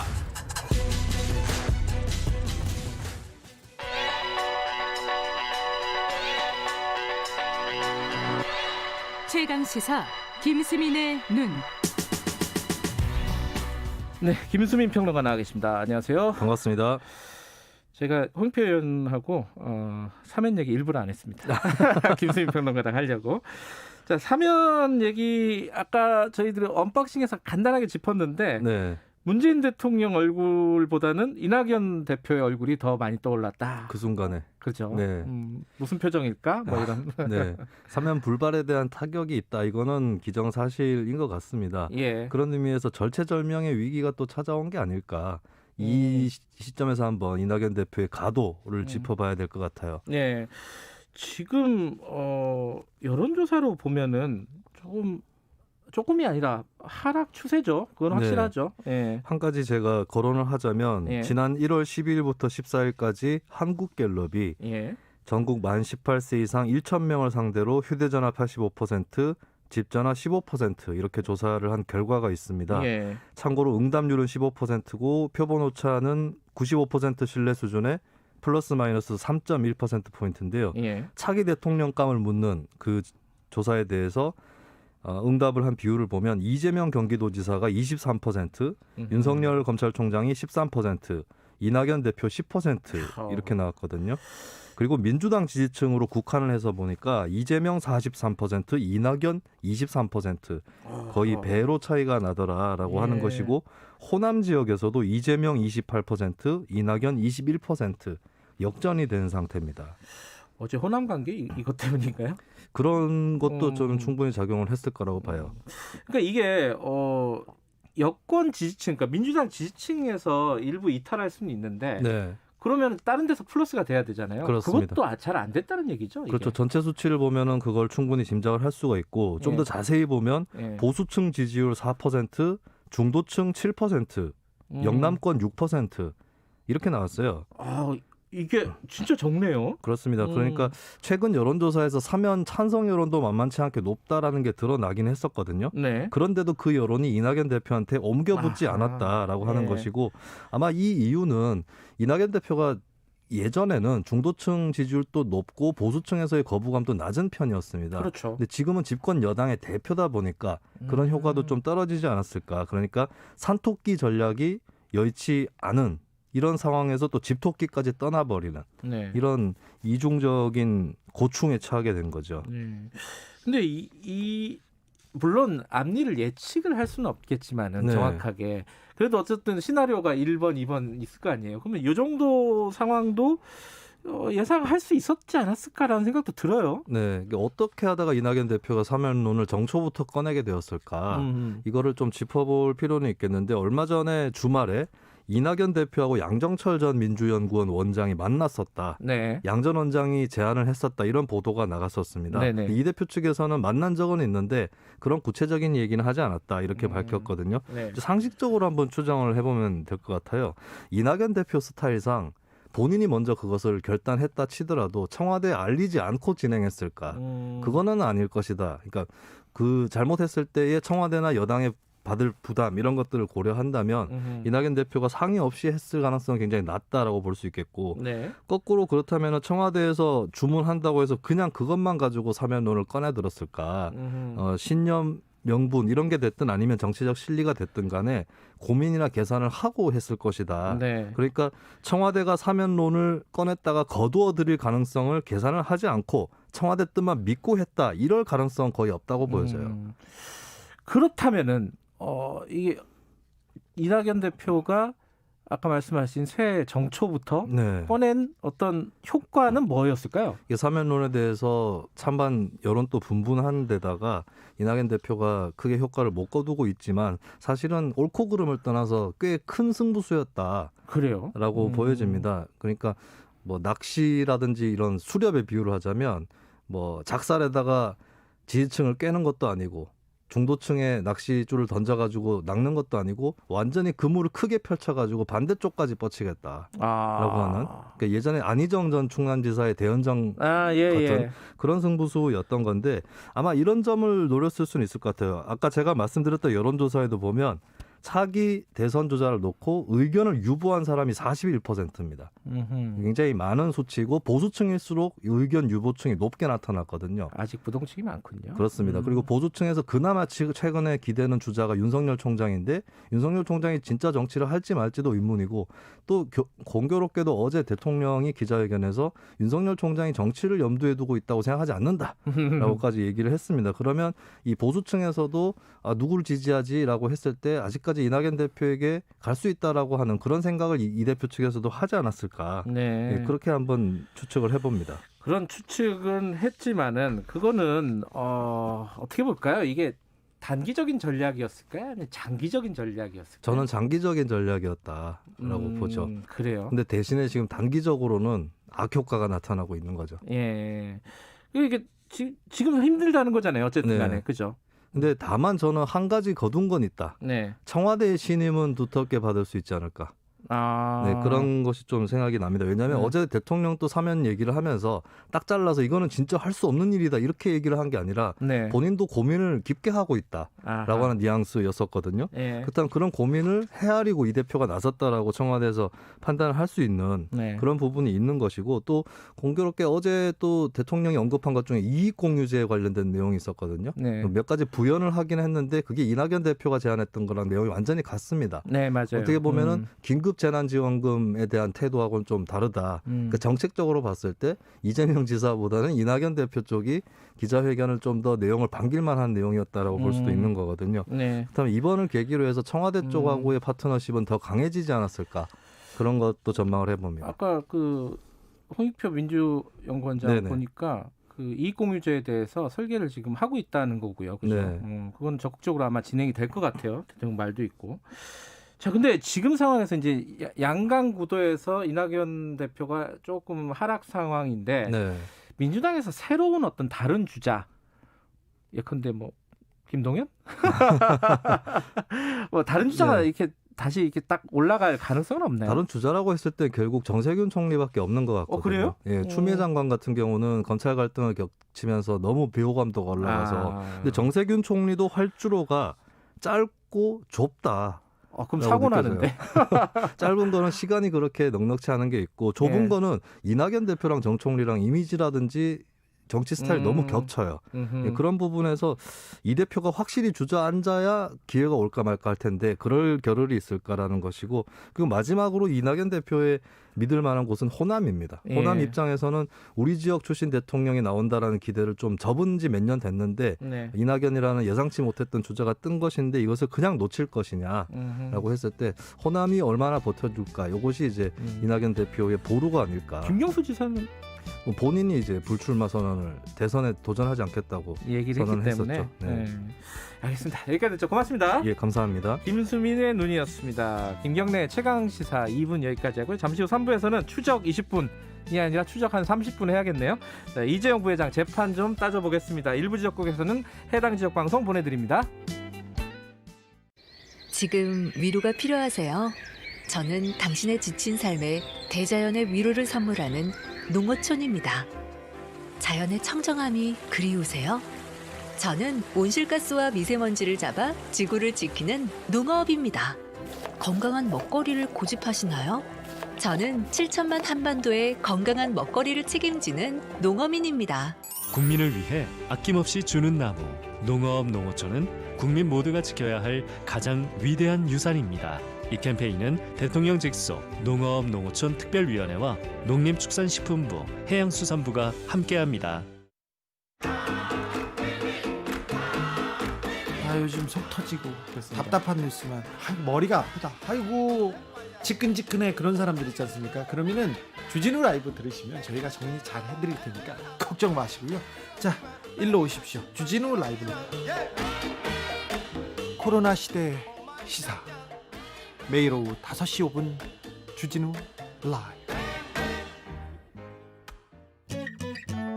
2021년 새해에는 이런 뉴스가 들렸으면 좋겠습니다. 코로나19 신규 확진자 한 달째 0명 기록하고 있습니다. 이번엔 쟁점 법안이 여야 합의로 통과됐습니다. 우리나라 경제 성장률 5%를 달성했습니다. 희망찬 소식을 전하는 그날까지 시사본부가 함께하겠습니다. 평일 낮 12시 20분 오태훈의 시사본부. 지금 시각은 8시 30분입니다. KBS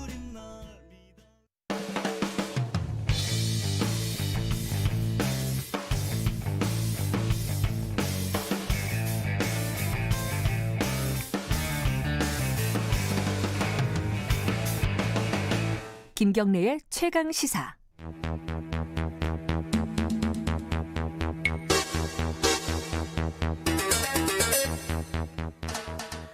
자, 사건의 이면을 들여다보고 깊이 있게 파헤쳐보는 시간입니다. 추적 20분.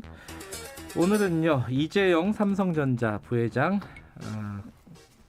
사실상 마지막 판결인가요? 요 국정농단과 관련해서는 얘기를 좀 나눠보겠습니다. 박지훈 변호사님, 그리고 한겨레신문 김한 기자님, 그리고 특별 게스트 삼성 지킴이 박용진 더불어민주당 의원 나와 계십니다. 세 분 안녕하십니까? 안녕하세요. 추적 20분인데 오늘은 이제 추적 한 26분 하겠네요. 2년 6개월을 맞춰서 추적 26분. 판결 내용에 여러 가지 이제 뭐 또 이제 뒷얘기들이 나오고 있는데 뭐 또 봐주게 한 거 아니냐 뭐 이런 얘기도 있고요. 그래도 이거 굉장히 의미 있다. 지금까지 3.5 그런 법칙을 깬 거 여러 가지 얘기가 있는데 박용진 의원께서 먼저 총평 좀 해주세요. 이거 어떻게 보셨어요, 이 판결은? 저는 그나마 다행이다.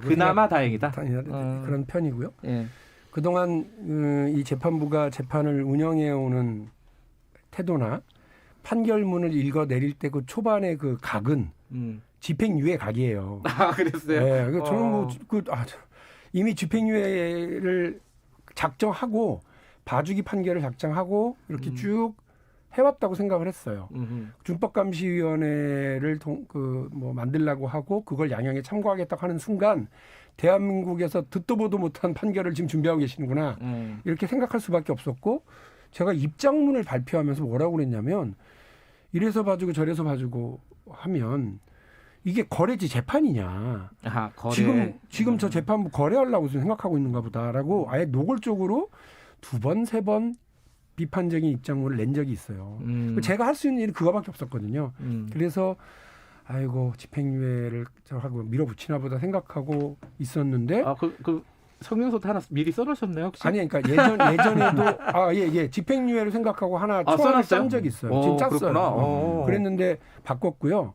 그리고 이전에도 이렇게 입장문을 재판부에 경고하는 입장문을 2번, 3번 기자회견도 하고 발표를 한 적이 있었는데 어쨌든 이렇게 결과가 나왔고요. 아마 우리 국민들의 상식, 국민들의 분노 이런 부분들을 눈치를 보지 않을 수가 없을 것 같고, 그 후폭풍을 사법부가 감당 못할 지경일 거다고 생각을 했었던 것 같아요.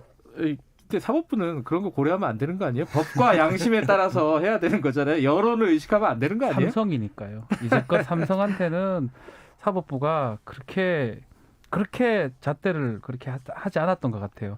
그러다 보니까 이번에도 지금 박 의원님 말씀처럼 법조계에서 대부분 이거 집행유예 하려고 저러고 있구나라고 얘기를 집유라고 예상하셨어요? 다 3호 박 변호사님도 당연히 그렇게 생각했죠. 그래요?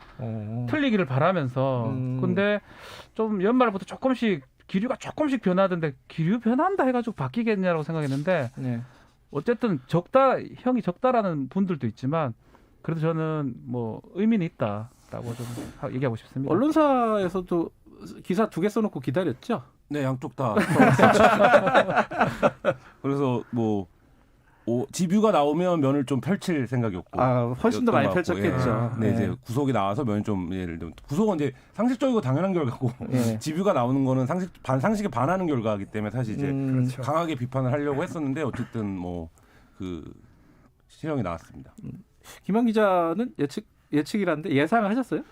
마지막에 재판부 기류가 좀 바뀌었다라는 얘기를 들었었어요. 그러니까 예를 들면 이제 준법감시위원회 주문을 하고 이게 이제 과정을 좀 돌아볼 필요가 있는데 재판부가 준법감시위원회를 해라라고 했던 게 2019년 10월이에요. 그리고 이제 2020년 1월에 삼성이 준법감시위원회 구성을 합니다. 그러고 나서 일주일인가 있다가 재판부가 준법감시위원회를 양형 기준에 넣겠다라는 얘기를 하거든요. 이게 딱 일주일 상간에 이루어진 건데 그게 이제 그때까지만 하더라도 뭔가 호흡이 착착 맞는 것 같은, 그러니까 이 준법감시위원회 활동을 구성을 하면 재판부가 뭔가 양형에서 깎아줄 것 같은 뭐 이런 이제 분위기였었는데 이 준법감시위원회가 실제로 활동을 한 거죠. 그리고 뭐 특검 측이 기피 신청하고 여러 가지 방법을 썼지만 근데 이제 이 준법감시위원회 활동이 실효적이었냐라는 거를 재판부 변호인 그리고 이제 또 그 제3자가 이렇게 해갖고 평가를 했는데 그 평가 결과가 보니까 재판부에서 판단할 때는 얘네가 이거를 요식행위로 하고 있구나. 라고 판단할 정도로 이게 굉장히 활동이 안 됐던 거예요. 그러니까 이제 그 부분이 마지막에 어필이 됐고 그 부분이 어느 정도 재판부의 판단에 어쨌든 재판부가 1년 전에 준법감시위원회를 양형기준에 참작을 하겠다라는 그러니까 삼성 입장에서 보면 사실 좀 자기네가 하라는 거 다 했는데라고 생각을 할 텐데 그렇죠. 억울하죠. 네, 재판부가 보기에는 우리가 하라는 건 이게 아니었다라고 이번에 판결문에도 그 내용이 들어가 있는데 이제 그게 마지막 상황 재판의 마지막 상황이었던 거죠. 그러니까 양형을 2년 6개월 그 법정 구속을 하게 되는 게 지금 말씀하신 준법감시위원회가 실효성이 없다라는 부분에 대한 평가를 재판부가 받아들이면서 기류가 바뀐 거다 이렇게 볼 수 있는 건가요? 그러면? 뭐 그것도 웃긴 거예요. 말도 안 돼. 그게 무슨 기준이 될 수가 있어요? 제가 실컷 얘기했는데 웃기다 그러면 어떻게? 아니 그게 아니고 왜 웃기다고 제가 표현을 했냐면 준법감시위원회 까놓고 얘기해서 총수 1인의 양형 때문에 만든 거 아니에요? 그렇죠. 네. 총수의 그 말 한마디면 없어질 조직이란 얘기 아니에요? 네네. 그 무슨 실효성이 있겠어요, 거기가. 근데 그거를 양형에 참인구하겠다고 하는 재판부가 골 때린 재판부였던 거죠. 사실 말씀드리면. 우리나라에서 그런 예가 없어요. 없죠. 처음이죠. 이 재판부가 부영 이중근 회장한테 처음 한 번 이렇게 했는데 그때 또 봐주기 판결이었어요. 그러니까 이번에도 아예 이 재판부가 작심하고 제가 말씀드렸잖아요. 그 집행유예 각으로 쫙 오다가 막판에 이렇게 탁 틀어진 거예요. 저는 왜 그러냐면 이게 회복적 사법이라고 표현합니다. 계속 회복적 얘기하지만 사법. 소년범들한테 적용하는 거예요. 굳이 교도소 가는 것보다 사회에 갈 수 있는 어떤 통로를 마련하자. 그거를 왜 재벌 총수한테 적용을 합니까? 그리고 개인 범죄인데 이거는 개인 범죄인데 왜 삼성이 뭐가 잘못했어요? 삼성 그룹은 문제가 없어요. 개인이 지금 횡령하고 뇌물 준 거잖아요. 삼성이 피해자지. 피해자예요. 삼성 주주들이 국민들이 피해자 택인데 그거를 이렇게 한다는 자체가 말이 안 됐는데 말이 안 되다가 이게 진행이 되다가 연말에 저는 이 얘기를 하지 않을 수가 없는 게 정경심 교수 재판이 23일 날 판결 선고됐거든요. 누구요? 정경심 교수. 아, 예. 징역 4년이 났어요. 법정 구속이 됐고요. 그리고 30일 날 이 결심인가 이게 재판을 했었어요.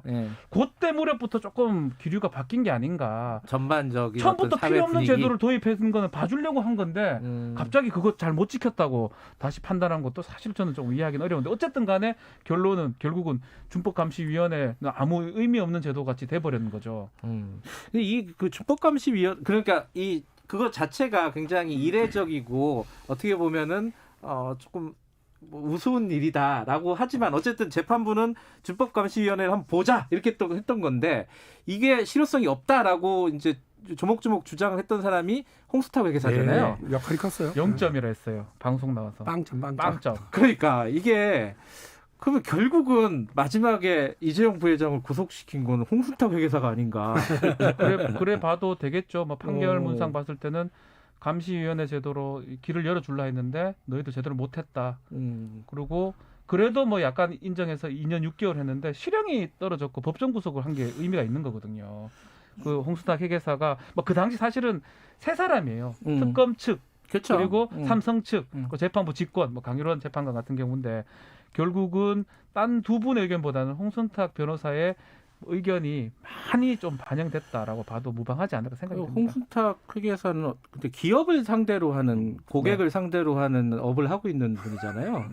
그래서 명성은 얻었는지 모르겠지만 앞으로 이게 일을 제대로 할 수 있을지는 솔직히 잘 모르겠어요. 좀 걱정이 됩니다. 근데 어쨌든 한국 기업들이 그동안 이른바 오너를 둘러싸고 승계나 이런 거에서 굉장히 리스크들 뭐 삼성뿐만 아니라 많이 갖고 있는데 그 부분에서 사실 이제 뭐 이른바 글로벌 스탠다드에 도달하지 못하면 한국 기업들의 경쟁력이 상당 부분 어렵다라는 것이 이제 이번 삼성 사건을 통해서도 입증이 됐고 사실 이제 그 어떤 표준점이 되는 그러니까 삼성도 저렇게 하면 총수가 구속된다라는 선례를 남겼다는 점에서는 뭐 이게 이제 기업 회계 앞으로 투명성에 상당한 기여를 할 기준이 될 겁니다. 좋은 출발점이고요. 그 김한 기자님 말씀에 조금 첨부를 하면 자 생각대로 해보세요. 우리 청취자분들도.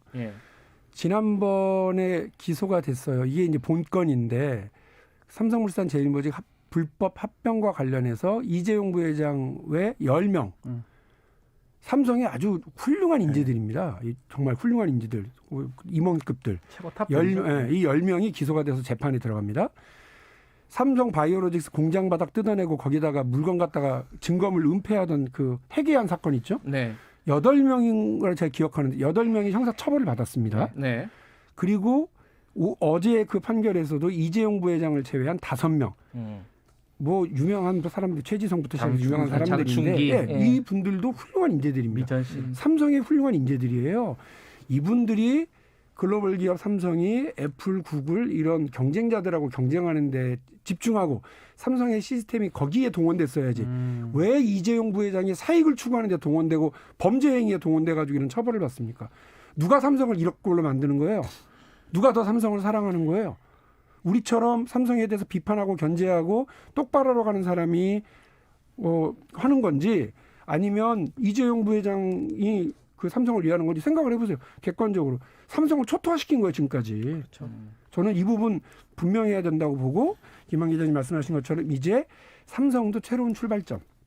대한민국 재벌 대기업들과 그 총수들도 정신 바짝 차리고 새 출발점을 어제 재판으로 만든 건데 그 재판은 홍순탁이 큰 기여 그리고 우리 국민들의 상식 이것 때문에 그렇게 됐다. 누구든지 범죄 행위를 하면 봐주지 않는다라는 그런 의미가 있는. 예전에 3호라고 얘기했거든요. 징역 3년에 집행유예 5년 3호 시스템. 재벌 총수들은 그렇게 다 나갔었어요. 많은 분들이. 왜냐하면 그게 집행유예 줄 수 있는 최상한입니다.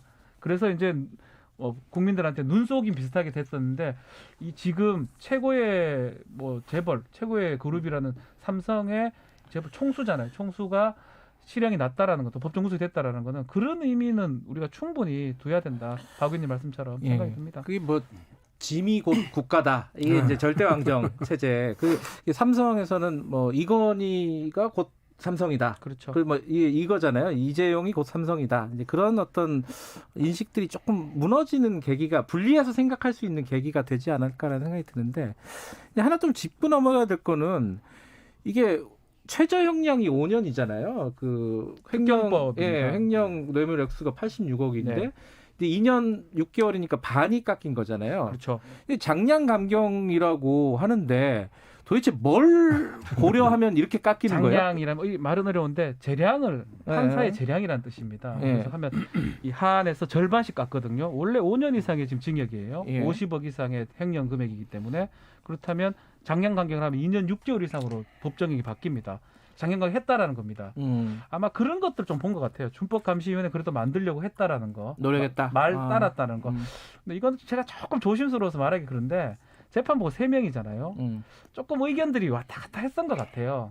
주심 판사하고 또 정준영 우리 재판장하고 그런 부분에서 결국은 실형은 주되 그래도 많은 실형 5년 이상을 주기에는 조금 사실 1심에서 최초 1심에서는 5년이었어요. 그 맞게 5년을 했는데 돌아와가지고 지금 2년 6개월 한 거는 수동적인 어떤 뇌물이었다. 그런 것들을 좀 반영해서 이제 장량 감경을 했고 그래서 최종형이 지금 2년 6개월로 된 걸로 보입니다. 이게 수동적인 뇌물이냐 적극적인 뇌물이냐 이 쟁점은 이미 결론이 난 부분 아니었어요? 결론이 났고 제가 이 승마가 이때 정유라 승마 취재로 해서 승마의 세계를 좀 알아본 적이 있었었는데 승마의 세계를 접해줬군요. 그러니까 정유라한테 말을 판 사람이 있습니다. 이 말이 한 30억대 정도 당시 했었는데 그래서 저희가 이제 메일을 보내서 물어봤어요. 왜 말을 팔았냐라고 했더니 이 사람은 정유라 자체를 몰라요. 우리는 삼성한테 말을 판 거다라고 답변이 왔거든요. 그리고 이 말의 세계라는 게 아무한테나 말을 팔지 않습니다. 왜냐하면 이 말을 타는 마주가 누구냐가 이 말의 그레이드 결정에서 굉장히 중요하기 때문에 그러니까 이 전 마주는 삼성을 보고 이제 말을 판 거예요. 삼성이 말을 산다고 하니까. 그러니까 이 얘기는 뭐냐면 적극적이냐 수동적이냐는 이미 대법 판결에 났지만 삼성이 당시에 승계 작업을 위해서 박근혜 전 대통령의 어느 부분을 공략해야 되고 어떤 것들을 필요로 하는지를 굉장히 적극적으로 나서서 알아봤다라는 거예요. 그러니까 이런 부분들을 놓고 보면 이게 이제 뇌물의 성격을 두고 삼성 변호인단이 굉장히 좀 공세적으로 어쩔 수 없었다. 정치 권력이 그걸 요구하는데 어떻게 안 따를 수가 있냐라고 주장을 폈지만 사실 이제 그 부분에서 놓고 보면 삼성의 적극적인 이해관계 때문에 접근이 됐던 부분이라는 게 당시에 이제 많이 이미 보도가 됐던 부분들입니다. 그렇죠. 이번에 지난번에 기소가 된 불법 합병과 관련된 거기가 전체 판이거든요. 네. 그 전체 판을 쭉 진행을 하는데 그래서 뭐 그 삼성증권도 동원하고 어디도 동원하고 뭐 주가도 띄우고 회계부정도 하고 다 해놓고 보니 국민연금이 찬성을 해줘야 되는데 국민연금 찬성을 하려니까 이거 어쩔 수 없이 대통령한테 이 계획하에 실행된 거니까 이걸 뒤집어서 하도 시켜가지고 어쩔 수 없이 우리가 불법 합병을 했어요. 이렇게 얘기할 수는 없잖아요. 불법 합병을 하려니 경영권을 얻으려고 생각해 보니 뇌물을 주고라도 국민연금의 찬성 표결을 얻어내야 되는 이렇게 생각해야죠. 박 의원님은 그러면은 지금 말씀하시는 걸 보니까 2년 6개월이 좀 부족하다는 취지신가요 지금? 형량? 네, 형량. 저는 뭐 형량으로는 불만이 있지만 이 재판의 결과는 여러 의미가 있다고 아까 말씀드린 것 같고요. 이제 본 사건 들어가는 거예요. 불법 합병과 관련된 자본시장법 위반 재판이 지금 아직 시작도 안 했지. 참 딜레마인데 기소만 됐지. 이 얘기를 좀 기소했죠. 기소됐고 그 재판부가 정경심 교수를 4년형을 줬던 재판부입니다. 아 그래요? 그리고 정경심 교수는 지금 2심에 가잖아요. 지금 정준영 재판부에서도 맞습니다. 참 신기해. 크로스가 된 거예요. 어허허. 원래 1심에서 4년을 준 재판부가 앞으로 삼성바이오로직 합병 문제 그거 지금 재판을 할 거고요. 그래서 국민들이 이제 지켜볼 거예요. 과연 표창장이 4년 나오는데 80몇 억 뇌물은 2년 6개월 나왔고 또 앞으로 그 삼성물산 합병 과정에서 그 수많은 비리 부분은 뭐가 나올지. 그래서 그 딜레마 같아요. 같은 재판부가 동시에 한다는 건 참 놀랍습니다. 우리가 언제부터 이게 재판부를 다 이렇게 하나하나 알고 아니, 무슨 판결을 이래야 되는 거야 알 필요가 국민들이 있습니까 사실은. 피곤하네. 지금 어제 제가 뉴스들을 이렇게 가만히 보니까요. 뭐 인터넷 뉴스도 그렇고 방송 뉴스도 그렇고 걱정을 많이 하시는 분들이 많아요. 그리고 이제 재계에서 걱정하는 성명 내고 이런 거야 뭐 이해는 할 수 있는데 방송 리포트들을 제가 쭉 보니까 신문 기사도 마찬가지예요. 딱 그 구절은 굉장히 전형적으로 딱 들어가 있는 문장이 있어요. 대규모 투자라든가 이런 어떤 경영상의 큰 것들은 아마 공백이 생길 거라서 어떻게 될지 걱정된다, 우려된다. 한국 경제에 미치는 영향이 뭐 파급 효과가 뭐 우려된다. 이거 어떻게 생각하십니까, 박 의원님? 그거 다 사실 말도 안 되는 얘기고요. 예를 들면 이재용 부회장이 앞서 한 1년 사셨잖아요. 네. 그때 삼성전이 어땠냐 생각을 해보세요. 삼성전자 최대 호황, 분기 최대 호황, 50조인가 60조인가 주가가 막 올랐죠. 주가는 엄청 뛰고 너무 뛰어가지고 삼성이 걱정할 정도로 뛰었고요. 그러면 그때 구속됐을 때는 좋았고 지금은 뭐냐? 그러니까 그런 거 별 의미 없다. 삼성을 너무 하찮게 얕잡아 보면 안 된다. 삼성이라고 하는 기업이 시스템으로 움직이는 데인데 이 시스템을 자기 사익을 자기 주머니 채우려고 동원하는 사람이 나쁜 사람이지 그 시스템 그대로 두고 그러면 지금까지 해왔던 것처럼 잘 해나갈 거고 얼마든지 그거 가능합니다. 그러니까 그 이재용 부회장이 전에 한 1년 감옥 가 있었던 기간 동안 그럼 삼성이 아무런 투자도 못하고 아무런 기술 개발도 못하고 사업 확장도 못했느냐? 그건 말도 안 되는 소리예요.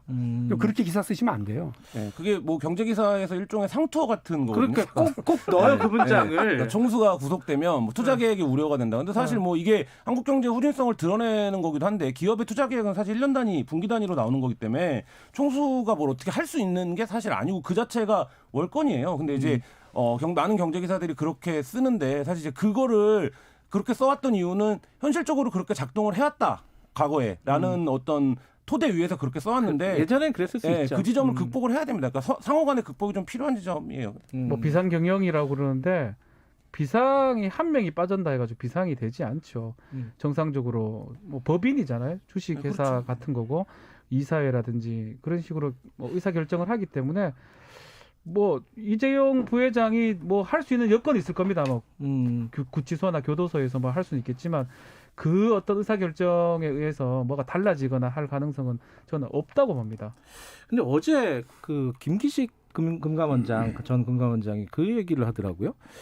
곧 이제 가석방 될 수 있다. 그 계산이 왜 그렇게 되는 거예요? 일단 12개월 정도를 지금 이미 살았어요. 이미 살았다. 실제로는 지금 2년 6개월이니까 지금 1년 6개월 정도를 이제 앞으로 해야 됩니다. 이 확정이 된다면. 네. 근데 이제 가석방이 3분의 2 이상 형을 종료했을 때 가석방이 가능합니다. 아, 그 요건이 그렇군요. 그렇다면 1년에서 지금 30개월 받은 택이니까 네. 20개월. 20개월이면 8개월 정도 지난 이후부터 지금으로부터 8개월 지난 이후부터 그럼 9월 달이네요. 8, 9월 달에 가석방이 가능하다는 법적으로 그때부터.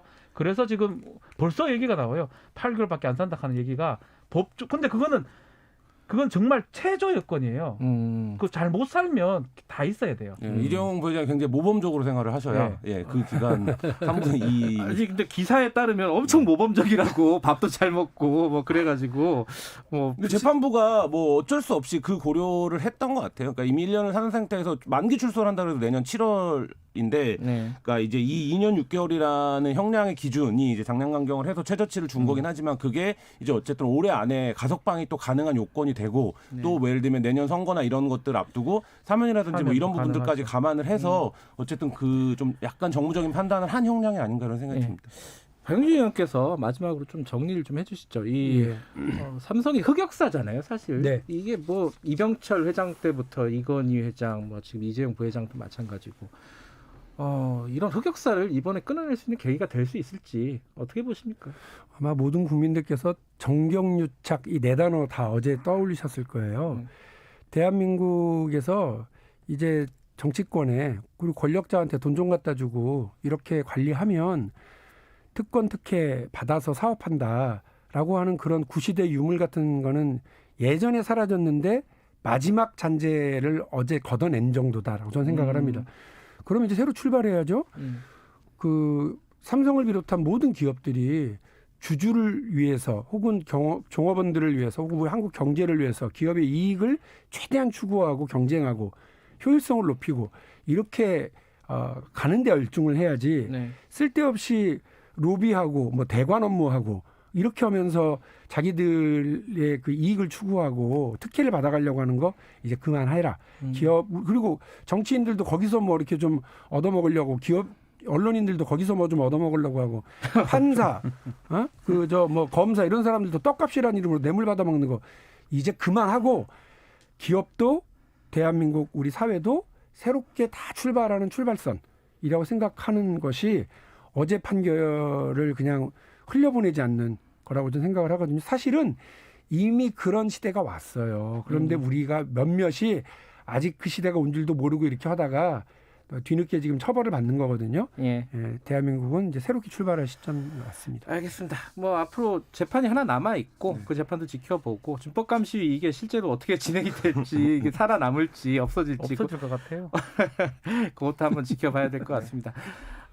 지금 준법감시위원회는 그 이재용 부회장이 들어가면 없어지는 건가요? 어떻게 되는 거예요? 그렇게 명시적이진 않은데요. 이 준법감시위원회가 어쨌든 삼성이 과거 같은 게 아니라 경영권 승계라든지 여러 기업 내 불법 행위들을 통제하는 내부 기구를 둬라라는 게 주문이었고 그래서 그 기능이 재판부가 어제 판결문에서도 얘기했지만 예방적 조치를 할 수 있느냐 그리고 다른 이제 말하자면 계열사들이나 자회사들이 영향을 미칠 수 있느냐의 부분까지 이제 판결문에서 어제 언급을 했기 때문에 사실 뭐 이재용 부회장이 구속돼 있는 기간 동안 없앨 수는 없겠죠. 그러니까 나오고 나서 근데 이제 그 준법감시위원회를 만들려는 주문할 때 그 얘기 다 굉장히 많이 했잖아요. 일반 시민들도 다 내부적으로 자기가 법을 지키면서 살아가는데 왜 글로벌 기업이 그런 기구가 없으면 그럼 법을 못 지키는 거냐 이런 비판을 많이 했는데 사실 그 부분에서 삼성이 좀 아프게 받아들여야 될 것 같고요. 그러니까 왜 삼성이라고 하는 집단은 준법감시위원회라고 하는 기구까지 필요한 집단이 됐는지 이 부분이 결국 핵심이 아닐까 싶습니다.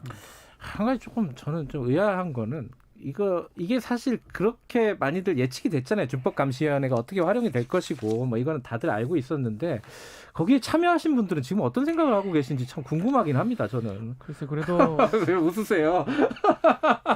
참 놀랍죠. 준법감시위원회 제도를 한 다음에 또 그걸 또 평가까지 했어요. 전문 심리위원을 만들어서 평가까지 했고 그래서 그 모양새는 다 이제 어쨌든 간에 좀 봐주려고 했던 것 같아요. 그렇지만 결과론적으로 봤을 때는 그것도 긍정적인 측면이 있었던 것 같아요. 삼성도 뭐 그게 지금 김한 기자는 굳이 그런 게 필요하나 하지만 그래도 그런 기구를 통해서 삼성 한번 돌아볼 수도 있었고요. 또 그 평가를 하는 과정에서 막 홍순탁 회계사 얘기했지만 또 다시 평가 가능했기 때문에 긍정적인 모습은 그래도 조금 있었다라고 생각이 듭니다. 뭐가 있었는지 잘 모르겠는데 어쨌든 있으셨다고 하니까. 뭐 왜 웃었느냐면요. 네. 그 김지영 대법관이 그 위원장이셨잖아요. 그분 시시때때로 삼성에서 뭐 하나씩 맡아가지고 계속 해오셨더라고요. 네. 아 그랬어요? 그럼 그분 뭐 되게 뭐 사회적 양심 뭐 이렇게들 얘기하시는데 모르겠어요. 저는 김지영 대법관이 존경받을 지위에 있고 그런 역할을 해오셨다고도 볼 수 있지만 삼성과 이러저러 삼성이 사회적으로 곤란할 때마다 나타나서 무슨 저 백혈병 관련해서도 그 무슨 중재위원회 만들고 뭐 만들고 계속 해오셨더라고요. 글쎄요. 그러니까 뭐 저는 그 우리 사회의 저명 인사들, 정치했던 사람들, 뭐 국회의원 배지 달았던 사람들, 그리고 저 뭐 판사 검사 했었던 이런 분들 그거 가지고서 나중에 뭐 이렇게 그 좋은 일에 좀 그런 걸 하셨으면 좋겠습니다. 돈 있고 힘 있고 빽 있는 사람들 말고 약자들 위해서 돈 없고 힘 없고 빽 없는 사람들 위해서 그런 자기의 영향력을 잘 쓰셨으면 고맙겠습니다. 예. 그 남은 재판이 그 불법 승계 관련이잖아요. 이게 쟁점이 뭐예요, 이거는? 이것도 지금 결국은 부인을 할 것 같아요. 나는 몰랐다. 지금 말한 것처럼 밑에 일했던 사람들은 증거인멸죄로 다 처벌을 받았어요, 벌써. 재판이 반대로 됐죠. 이 증거인멸죄로 벌써 재판은 끝난 것도 있고 감옥에 있는 사람도 있고 있는데 지금 수사전문위원회도 우리가 했었고요. 그 당시에 계속 주장했던 거는 이재용 부회장은 밑에서 돌아가고 있는지 뭔지 하나도 몰랐다. 그 아마 얘기를 계속할 겁니다. 범죄는 맞는데 과연 알고 했느냐 몰랐느냐 이 부분이 쟁점이 되지 않을까 생각이 듭니다. 알겠습니다. 그 이 얘기 빼면 없다. 어제 삼성 주가 많이 떨어졌잖아요. 3% 정도 빠졌다고 하더라고요. 이게 영향이 있었던 어제 걸까요? 주가가 전반적으로 떨어졌습니다. 그러니까 조정 국면 그러니까 코스피가 한 2몇 % 떨어져서 전반적인 조정 국면이긴 한데 올라갈 겁니다. 제가 앞으로 그동안 워낙 많이 올랐습니다. 워낙 많이 올라왔고 그래요? 이 영향은 크지 않다고 보세요? 걱정하신 분들이 있더라고요. 투자를 많이 하셔가지고. 아닙니다. 그게 어쨌든 저 출렁출렁 이렇게 좀 조정하는 국면에 들어갔다는 게 대부분 전문가들의 의견인 것으로 전해드립니다. 삼성 주가는 이재용 구속에 향방이 있는 게 아니라요. 갤럭시 20가 잘 되느냐, 경기가 어떠냐 이런 거예요. 여기까지 됐죠. 박영진 의원, 박지훈 변호사, 김한 기자였습니다. 여기까지 하고 내일 아침 7시 20분에 다시 돌아옵니다.